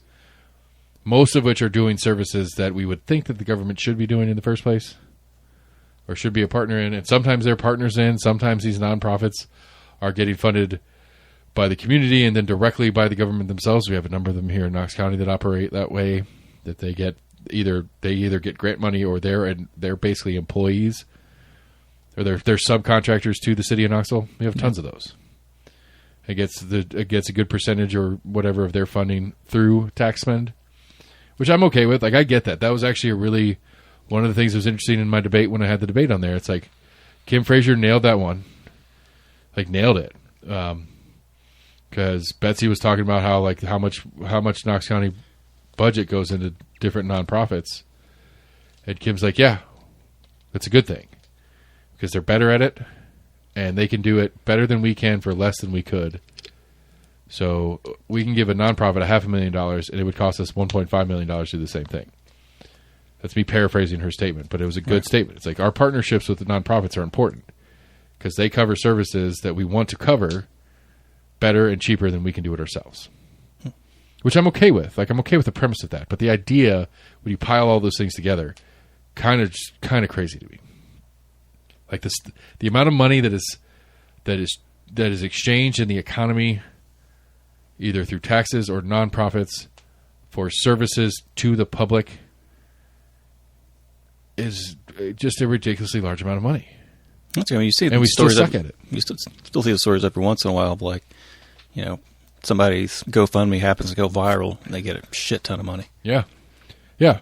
That's one of those. I can't remember who said it. Is one of the grossest quotes of 2023. I think it was. It was that GoFundMe has become the nation's fourth largest insurer. Insurer. Yeah, like more medical bills are getting paid. In medical bills being paid, it's like the third or fourth largest amount of medical bills are paid through GoFundMe accounts. Wow. Over, I don't know, Blue Cross Blue Shield or Aetna or some of these huge insurance companies are collectively paying less into the medical system than GoFundMe recipients. Yeah, which is crazy. But yeah, I don't know. It's a weird. It's one of those to me like it's one of those to me like the federal budget. It's so massive that it's hard to wrap your head around what's actually happening. But it's crazy if you kind of slow down and just think about it functionally. The amount of homeless people we have in Knox County. The amount of money that is spent federally from the state of Tennessee, from Knox County and the city of Knoxville government directly on the issue. And then the amount of nonprofits through whatever version of fundraising they do separately, some of them from the state or government, some of them get grants and stuff like that. But then otherwise raise funds to do the job. And we still can't even begin to start to put a dent in the problem. Yeah. And it's like I don't know, like it's one of those, like, as a joke, I kind of want to like spin up like a East Tennessee Road Doctor nonprofit and just spin up this nonprofit and go fundraise and just get grant money and do all this stuff and then get like one dump truck and an asphalt machine and a steamroller and just go around and fill potholes and stuff like that as a nonprofit. Because we might actually get some potholes filled. I don't know. Just to highlight the point of how crazy it is that it takes a nonprofit to actually get it done better or something like that. I don't know. I'm doing a very poor job trying to articulate what I'm trying to say here, other than to say that the amount of money is staggering and we still can't do anything well. Probably because there's no coordination, but Probably part of it. That is a story that apparently got the city council pissed off at News Sentinel. They ran a story. There is a safe space group. They are the people whom operate the area under the bridge there on Missionary Row, if you will, that section of Broadway that goes under 40, where the Carm is and all that stuff. So the Safe Space is a group, nonprofit, whom their whole thing is, you be you, however you want to be you, and we're just going to monitor the situation. And if you need help, we're going to step in. If people need help, we're going to keep you in check, whatever, blah, blah, blah. So they've been wanting to, for a while, apparently build a building, and they've raised funds for this, and they have a project planned out. And it's a little hazy because it's not been officially proposed. But News Sentinel ran a story on it, and City Council got pissed off because, well, News Sentinel ran a story on the idea of what was happening without any real documentation yet because nothing's really on paper. But I think the moral of the story is News Sentinel was running on what they've been told by people who have been interacting with City Council and the mayor's office and stuff like that in the preparation for writing the actual proposal. Essentially what the group's asking is for a plot of land that is by Old Gray Cemetery. So it's, again, if you're thinking about that Broadway, if you're heading north on Broadway, and the Carm's on the right, and the under the bridge that we're talking about is on the left, and you go up to that first light, the left far corner of that light, there's a weird credit union building, but then behind that's Old Gray Cemetery. And then as you continue up Broadway, Old Gray Cemetery is on your left. There's a Lutheran church or something like that as you're approaching Central. The laundromat that's getting redone by that architecture group and stuff like that's right there. You turn left on Central, you go up, you got the two big Axle buildings. You turn left right in there and you go in front of Schultzbrow. Where Schultzbrow's at, back in there on the north edge of the Old Gray Cemetery, there's a piece of land that the city of Knoxville owns. It's the old black hospital for the city of Knoxville, like back in that era. Right. The building still stands. City of Knoxville had taken that on a tax lien something or whatever decades ago. It's been on the tax. It's been on the city's rolls for on the city's ownership log for a long time. Apparently, I meant to ask Scott and Jesse, but they'd heard about that today, and I forgot about it. But and so they're wanting to move this and put 100 beds in and actually have an overnight facility for whatever. I don't know if it would bring back the no rules shelter that we lost this past year, but it would. The idea would be that it'd be another shelter that have 100 beds in it. But again, their whole thing is, we're not going to tell you. We're not going to tell you who you have to be part of this. You're not allowed to hurt people, obviously, shit like that. But because a lot of the shelters, Carm won't let you come in if you're drunk or high. Yeah. Even if you have a room and you have an agreement set up or whatever, but if you come in fucked up, they're going to be like, nope, get out. Right. So anyway, so there's a little bit of concern from my neighbors in the Happy Holler community and North Knox community as this story broke on that moving up there. And so I had a very weird, interesting conversation with a buddy about it, and this is where I know that I'm a little bit too much of a political wonk because I can't help but do politics now. Because he was very upset. He doesn't want it. He wants to do whatever he can to stop it. He wanted my thoughts on it. And I said, I think the way to attack this for your perspective is you support it. And he's like, what are you talking about? And I was like, you go on record that says your business supports this and you would like to see it happen. And then you drop a list of conditions. We think this would be great if this happened. And you don't make them ridiculous and out of the, but like real concerns, issues that are a problem. Because like one of the things to me that I told him, I was like, well, if they bring the police with them, because one of the things is KPD has a couple officers that hang out down there all day, all the time, that are just around. And some level of that does keep the riffraff, quote unquote, in check because there's cops there. And they don't want to deal with cops. I did have a great interaction with a presumed houseless individual while I was at work earlier this week in that neighborhood. Guy came in. It was one of our hotter days this week, and he's like, "You got some water?" I was like, "Man, I don't have any water for you." He's like, "How about you hook me up with a Red Bull?" Because where I was standing, our little Red Bull coolers right there. I was like, "If you're thirsty, buddy, Red Bull ain't the right answer for you." Right. And he's like, "Man, I'm just and I was like, "I got nothing for you, buddy." And he's like, "Well, can I use your phone?" And I was like, "Who would you like to call?" He's like, "I'd like to call my mom." I was like, "What's her number?" And so I was like, "I'll call your mom for you." So I call his mom, I put it on the speaker, I put it on the counter. She doesn't answer, or whoever he called, assuming it was his mom. And it was a lady's voicemail. It's like, blah, blah, blah, I can't get your phone, leave a message. hey, Ma, it's whatever my name is. Need some help with some food and water. I'm dying. And I reach over and hang up the phone. I was like, man, if you're in trouble, I'll call somebody. And I'll get somebody to come down here and get you taken care of. He's like, no, I'm good. And it's like, if that's your mom, if that's literally your mom, you just like guilt tripped your mom into water. That's how bad your life is right now. That you're guilt tripping your mother for water. Yeah. You know, and it's just like, oof. But anyway, then that's the concern. Like, we already have an issue with that in our neighborhood, and you move a facility like that closer, it's going to bring more of that in the neighborhood. But I don't know. Like, I'm not as, like, I have a problem with it. It's been a complaint of mine for the neighborhood for a long time. I would like more interaction with services and stuff that we could do to try to minimize the numbers that we have to deal with as a neighborhood. 100%. That's one of the goals that I have as the, you know, as part of the neighborhood coalition or whatever you want to call it. But at the same time, it's like, I don't know. If they wanted, like, I'm trying to think, to be fair, if they wanted to build that on the end of our driveway, like my buddy his concern is that's basically, it's on their property line. So it's across the street from their property line is where they want to build this. I would have some reservations, but I still think I would go about it the way I'm pitching it at him. It's like, just be like, yes, we love it. That's a great idea.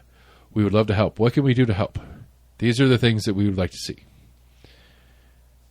And, you know, be selfish with it. Don't be ridiculous, but be selfish with it. Like, you know, is there a plan in place to mitigate the loss of property for my employees because it's next to our employee parking lot? Will there be police presence regularly there? Will we have this? Is this going to be a thing? And just make a list of things and like present it to your city councilors. Be like, hey guys, we can support you guys on this, but these things, we're going to have to get these boxes checked. Right. And like, I think I threw him off because he was really expecting me to be like, yeah, we're going to do this and we can do this and we're going to burn it down. Like, he wanted me to be all fiery and like, we're going to say we're against it and this is how we're going to make our arguments. Like, no, say we're for it. Because I honestly don't think it's a bad thing. These safe space ones I like, actually. These are the ones of the homeless things I like because they take all the bullshit rules out and they treat you like a human being. You're a fucked up human being, but you're a human being. Your life sucks. You want to get high? Get high. Right. We ain't going to stop you. We're not going to help you. They do clean needles and stuff like that too. But there is some sense of ownership that comes along with like some of that dignity of, oh, I'm me. I'm who I am. And you're giving me a space to do that safely. And you're helping me do that safely. There's some dignity to that gives a little bit more ownership into a building and a facility and the people that work in that facility than some like authoritarian God-run CARM center that's like, well, you know, if you escape from the hell that is your existence for 5 minutes, you're not allowed to be in our place tonight. I can see how a person might not care too much to give a shit about that house or neighborhood or whatever. Do the safe spaces have social services coordination as well? I'm not sure how much they have. They do have, but they do clean needle stuff, and they do some of that like they do clean needles and some other like paraphernalia issues to try to keep people from getting hurt worse while using. But I mean, that's the thing to me. It's like, what do we want? Like, as a community, as a city, and also like, you know, one, it's like one was what I was telling the dude. I was like, listen, man, I am politically opposed to the idea of NIMBYs. Because he owned it. He's like, I'm totally a NIMBY on this one. I was like, yes, you are.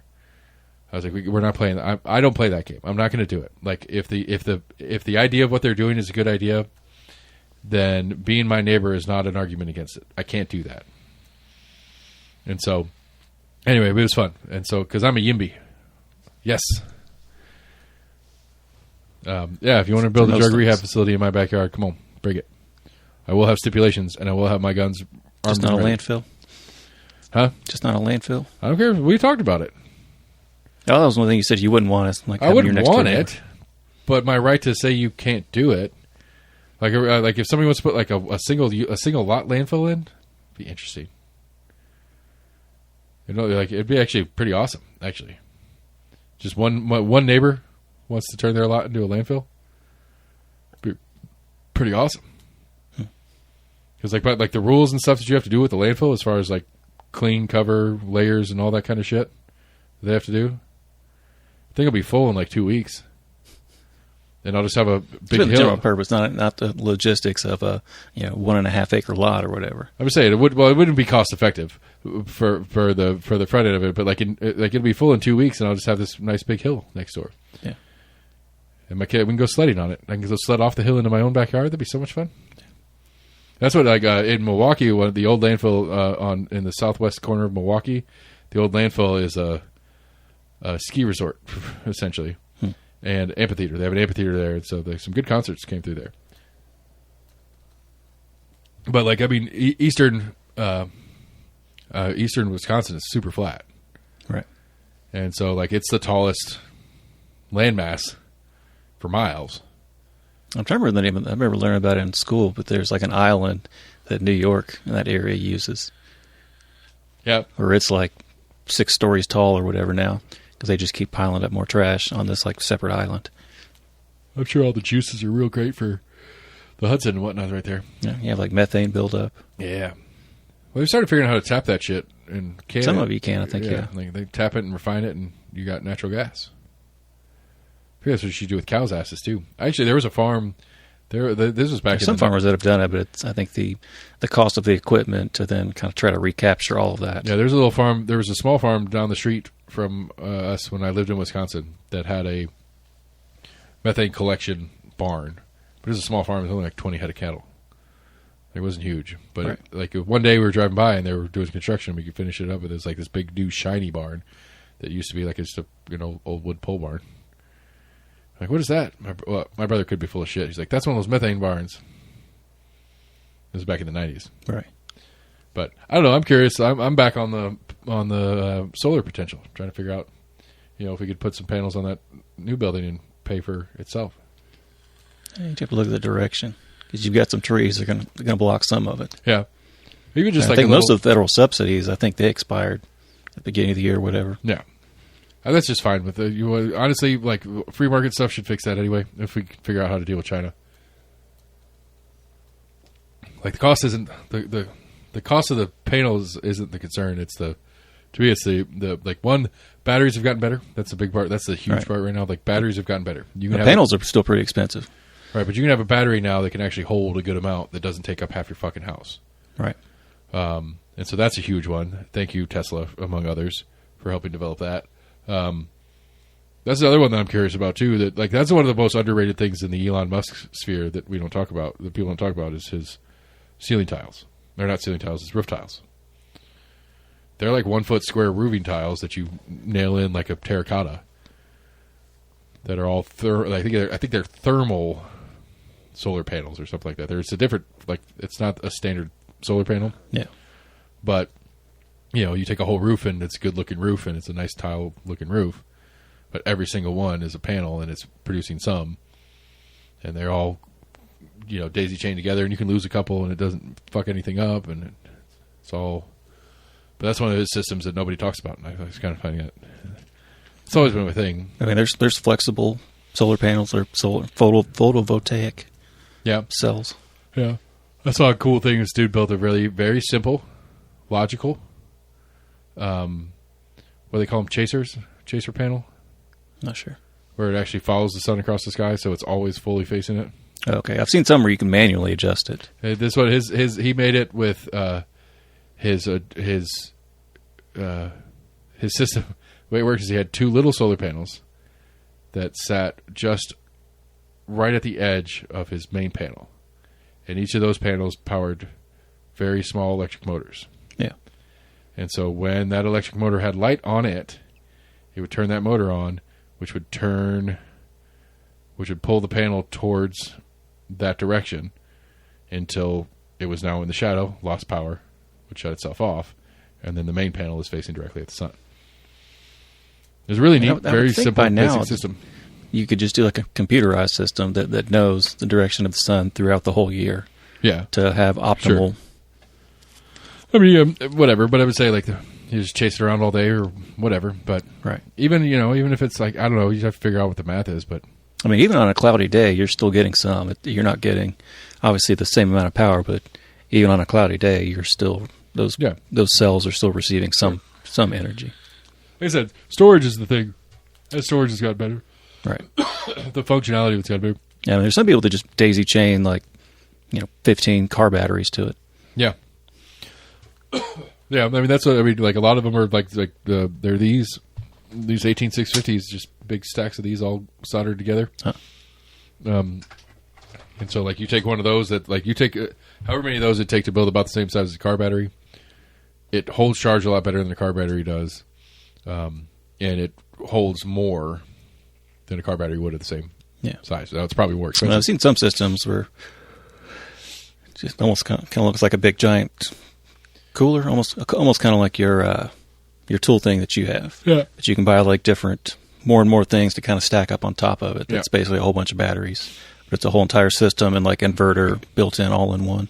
Yeah, I'd like to explore the premise for that building out there just out of curiosity. Yeah.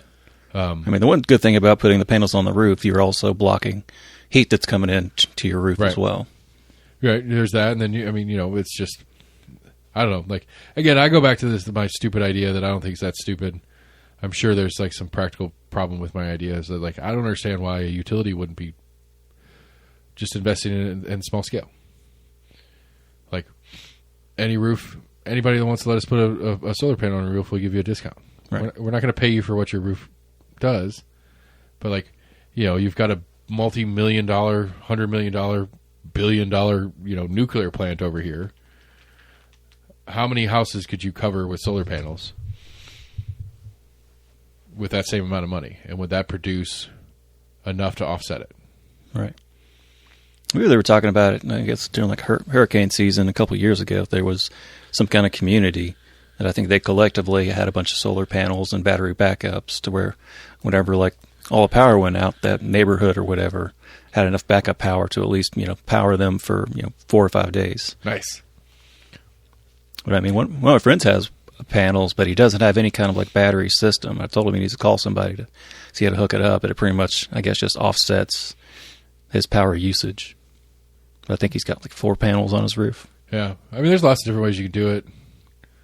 Like, hell, you do it like just in the summer. Yeah. You just do it to run, like, it only, like, your AC powers off it. That's it. And so, like, if your daytime AC, which is the most often and hard your AC is going to run, right, is during the day. And yes, it will run overnight off of your actual system. But how much would that cut your power bill if your AC was 90% not on your regular power bill? That would be a lot. Now, the control system gets to be the complicated one, for sure. Because you either have to have a separate AC unit that ran off the grid, on the grid, and then one that ran off the grid.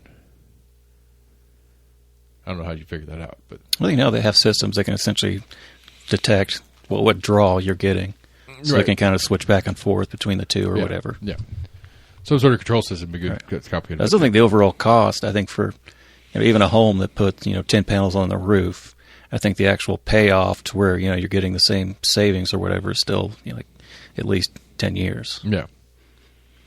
Yeah, but still it's 10. And then after that, you're reaping the benefits of it, but the actual cost of the panels, but at that 10 your inverters, and batteries. But still, at that 10-year mark, the question I think it's is, a conservative estimate. I think for some it's 20 or 30. Right. I know, especially with like geothermal housing units. I think you're still looking at 20 possible years, at least in that. Right. But the question is how long does the system function before it needs an investment in upgrade or repair?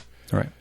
Because panels aren't going to last forever. Eventually, you may have a hailstorm or whatever. Right. So batteries are going to wear down over time. You get 10 years in, and you're finally in the profit rearing portion, and you're spending all of your profits on upgrades and repairs. Right. And so you're still just even money, but it's still even money. Electricians aren't cheap. I don't know. They shouldn't be this. I'm an electrician. I'm cheap. Hire me. I don't promise you won't die, but I mean, you hear about some people that have a powerful enough system to where they've gotten money supposedly back from the local power unit by pushing power back into the system. Yeah, yeah. I think I don't know. It just seems like a no-brainer to me, but I'm an idiot, so who knows?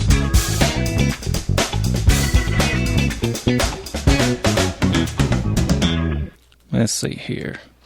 Yeah, rotten fish sauce that has long stunk up a small Canadian town is finally being removed.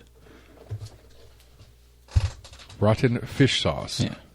That has long stunk up. Finally get rid of the foul smell of rotten fish that has for years when the wind blows their way. Rotten fish smell. I thought you said sauce.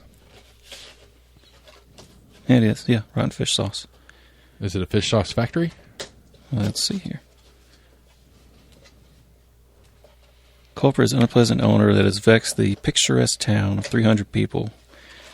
About 110 tanks that were left behind, each holding 3,000 gallons of fermented fish sauce, when the Atlantic Seafood Company was abandoned more than 20 years ago.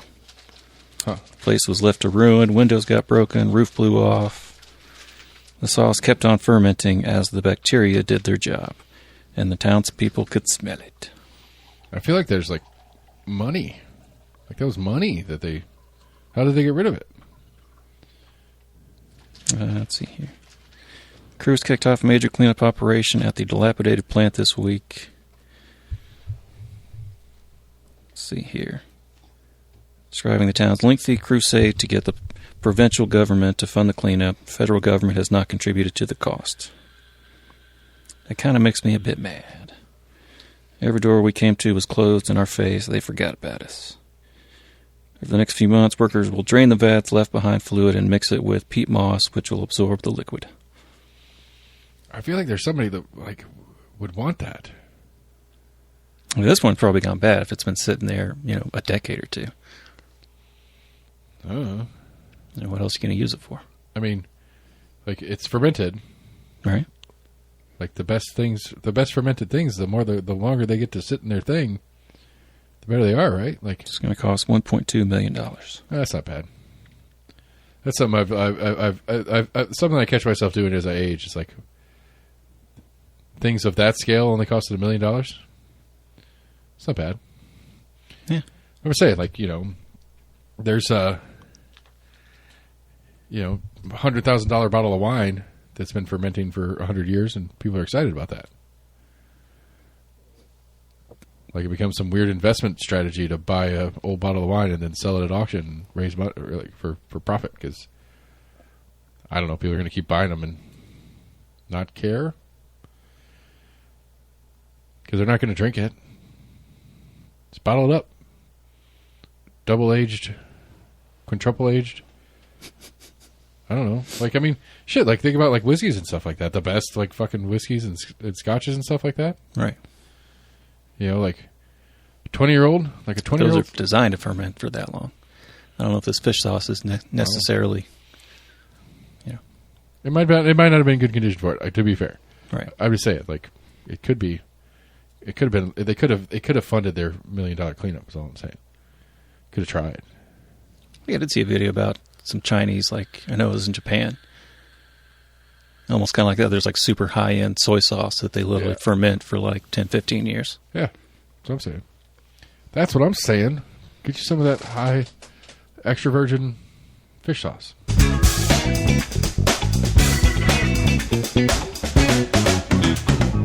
Let's see here. New York school pauses plan to deploy human-like AI robot teacher after backlash. School in a rural corner of upstate New York is hitting the pause button on plans to deploy an AI-powered humanoid robot in the classroom after state education officials, teachers, and local residents raised concerns, including the maker's ties to a company that produces hyper-realistic sex bots. I mean, that goes to be, like, again, that's one of those things that in that podcast I was talking about, we talked about it is AI company with AI bots and stuff. We talked about it a couple times. I texted you the name of it because we talked about it like 3 times, and I was like, I kept forgetting to send it to you.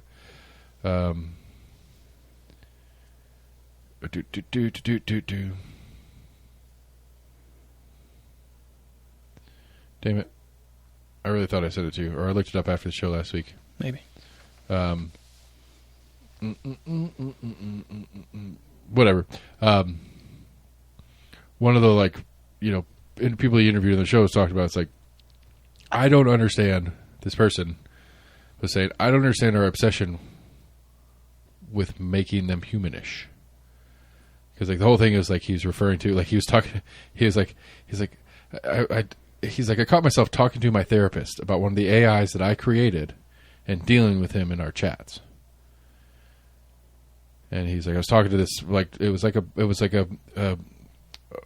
computer science, like, doctorate, whatever person that he was talking to about it. And it's just like, I find myself getting frustrated with my AI,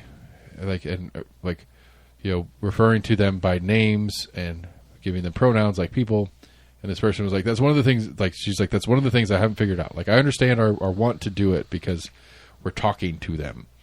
And we want to, like, we only know how to, we only, if we're talking to something, it's a person, right? Right. So we can't help ourselves but do that. But it's like, we should be making a conscious effort to not treat them like humans. Is that considered anthropomorphism? I don't know if that's just with animals. I mean, it's normal. I think the definition is animals, but yes, like, it's like, you know, yes, we understand that they're talking and stuff like that, but we need to stop referring to them as humans and treating them like humans and giving them names. And it's one of those things, like, and it's one of those things that was interesting in some of his breakdowns because his different employees, one of them was, like, two of them were guys, one of them was a girl. And the girl ended up taking a more secretary role, even though that was not the assignment. And so it's like from the LLM, it picked up that it was a female and that it took more female role. As a secretary or an assistant or kind of stuff like that. It's very interesting, like whatever. It's like it wasn't prompted to do that. It just naturally did that through the process because it thought it was a girl. And from the LLMs or whatever. Anyway, the point being, it's like, why do we, like, and again, same thing on the, like, on a sex robot, yes, it makes sense to make them human-esque because that's the point. But, like, if you're going to have kids interact with it or people interact with it in general, why do we, like it's, like from iRobot, that Will Smith movie that I reference all the time about one of the likely scenarios that we're going to run ourselves into. We've seen the future in some of the movies that are out there, and that's one of the ones I reference a lot. That's a line in the movie. It's like, why do you make them look like people? Like, why do we want them to walk upright like humans and stand on two legs? Because it makes people less uneasy if they can kind of somewhat identify with it. I think the uncanny valley is what makes that even worse. I think it makes it worse. Like if it was a box with a screen and a speaker and a microphone, I think it'd be easier to palate what you're doing. It depends on the use of it. So I want to say, you know, for a little while they've had these kind of like robot type things in like elder care facilities in Japan, where they've at least tried to put some kind of, not necessarily a human-like face, but I guess a more pleasant-looking kind of like face that are interacting with the elderly there. Yeah, I don't know. I think to me it's just like if I can see it on purpose, like intentional, like, right. But because it depends on the uses. Like I said, for in this case they were wanting this robot to interact and kind of like talk to the elderly. And, right, and again, I don't know. That's one of those things that's weird to me in the whole conversation of the AI revolution that we're going through. Like, there's part of it. Like I remember we were talking about it with like kiddie porn. Like we've talked about this, where it's like, if I use AI to generate kiddie porn, am I committing a crime? Should I be treated as a criminal, as a pedophile? I don't think so, personally. I think if the technology exists to let somebody scratch a terrible itch that doesn't actually do damage to people, it doesn't hurt an actual child, I have a hard time saying that should be illegal. I mean, the image is it's not an individual person, but for a lot of the AI, it's kind of like a collection of a lot of I get what you're saying on images that are out there. But my point being is that it's not who is hurt. Oh, my kid kind of looks like the kid that this old man's jerking off to. I don't know. And the responsibility goes on the perv is to not cross the line to get to real kids, right? And then go seek out real kids or real images of kids, and to scratch that itch or whatever. But it's like, but at the same time, it's like, I don't know. Like, it's a weird spot. I don't know exactly where I'm at on it because I think it's one of those, like, we as a species don't know how to handle this. We're walking headlong into something without any discussion at all about where we're heading. But to me, like, I think unless it's explicitly something that needs a human being, put it in a box with a screen and treat it as such. I think the idea of having, like, I'll go back to I would argue right now, if you spent the time and energy, AI could probably do it even faster. You could build a really good curriculum for a third grader using YouTube. Yeah. Now, are you going to build the social skills that a third grader needs? Fuck no. You're not going to do that through YouTube or some AI controlled robot thingy. But why, like unless it's very specific, we shouldn't give them names like people. Alexa, Claude, like ChatGPT is fine. It's not a person. It's clearly a thing. Like, you're not, all these names that we're assigning to these things, it's dumb. It's like we just stop doing that and quit trying to give them faces. Quit trying to give them bodies that look like ours. It just doesn't make any sense to me. Yeah.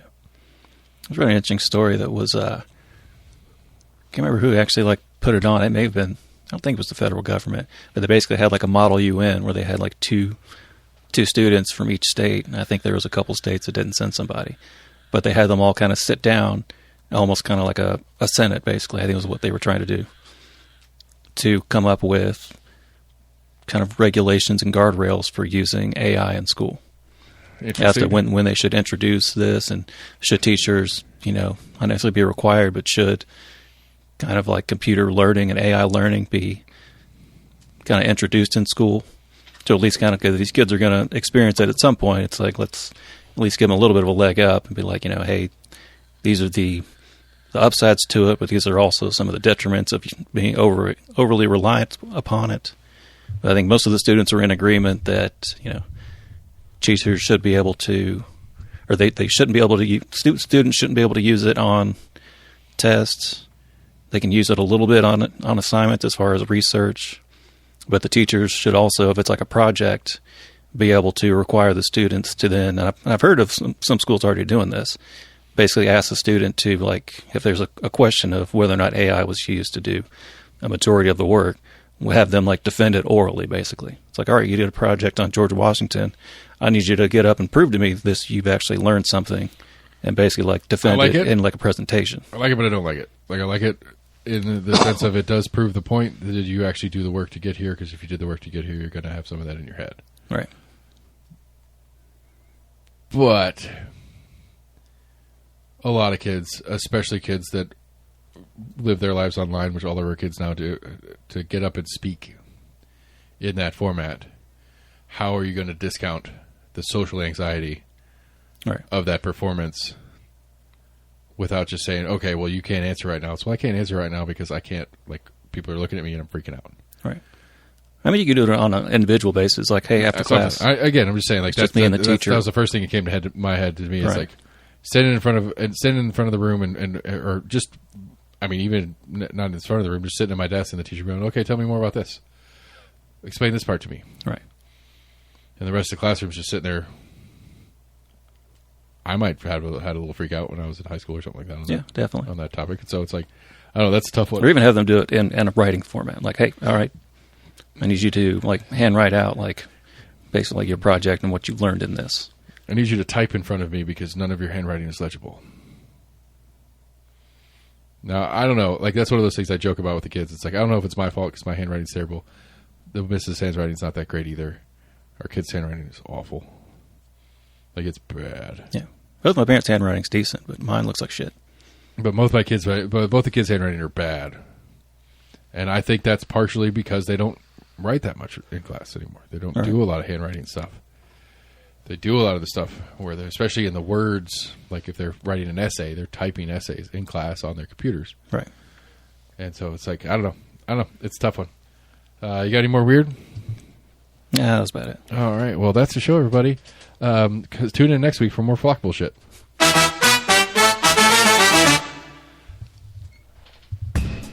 Again, just assume that I have access to all the things that the sheriff has access to as far as your comings and goings. And if you're not cool with that, then neither you should be cool with him having it either. So, anyway, almostagreement@gmail.com, Facebook, Twitter, YouTube. Go to the website, almostagreement.com, check out the one on there. If you're listening to us on release and you're bored, come out to 126 South North Shore. I got to work a shift. I had to lay some people off because Briggs sucks. And in doing that, I got to work now, and that sucks too. But it sucks less if you come hang out. almostagreement@gmail.com, Facebook, Twitter, YouTube. Go to the website, almostagreement.com. We're on all your favorite podcast providers. Like, friends, share, follow, text your friends. Subscribe to the sports show. We appreciate everybody for listening. We'll be back next week with the election results, so I can see how well I did on my predictions, which I didn't do for you guys now. So I'm going to lie and say I was perfect. So get ready for that. Maybe I'll post it to the Facebook page. Just kidding. Anyway, bye everybody. Good night.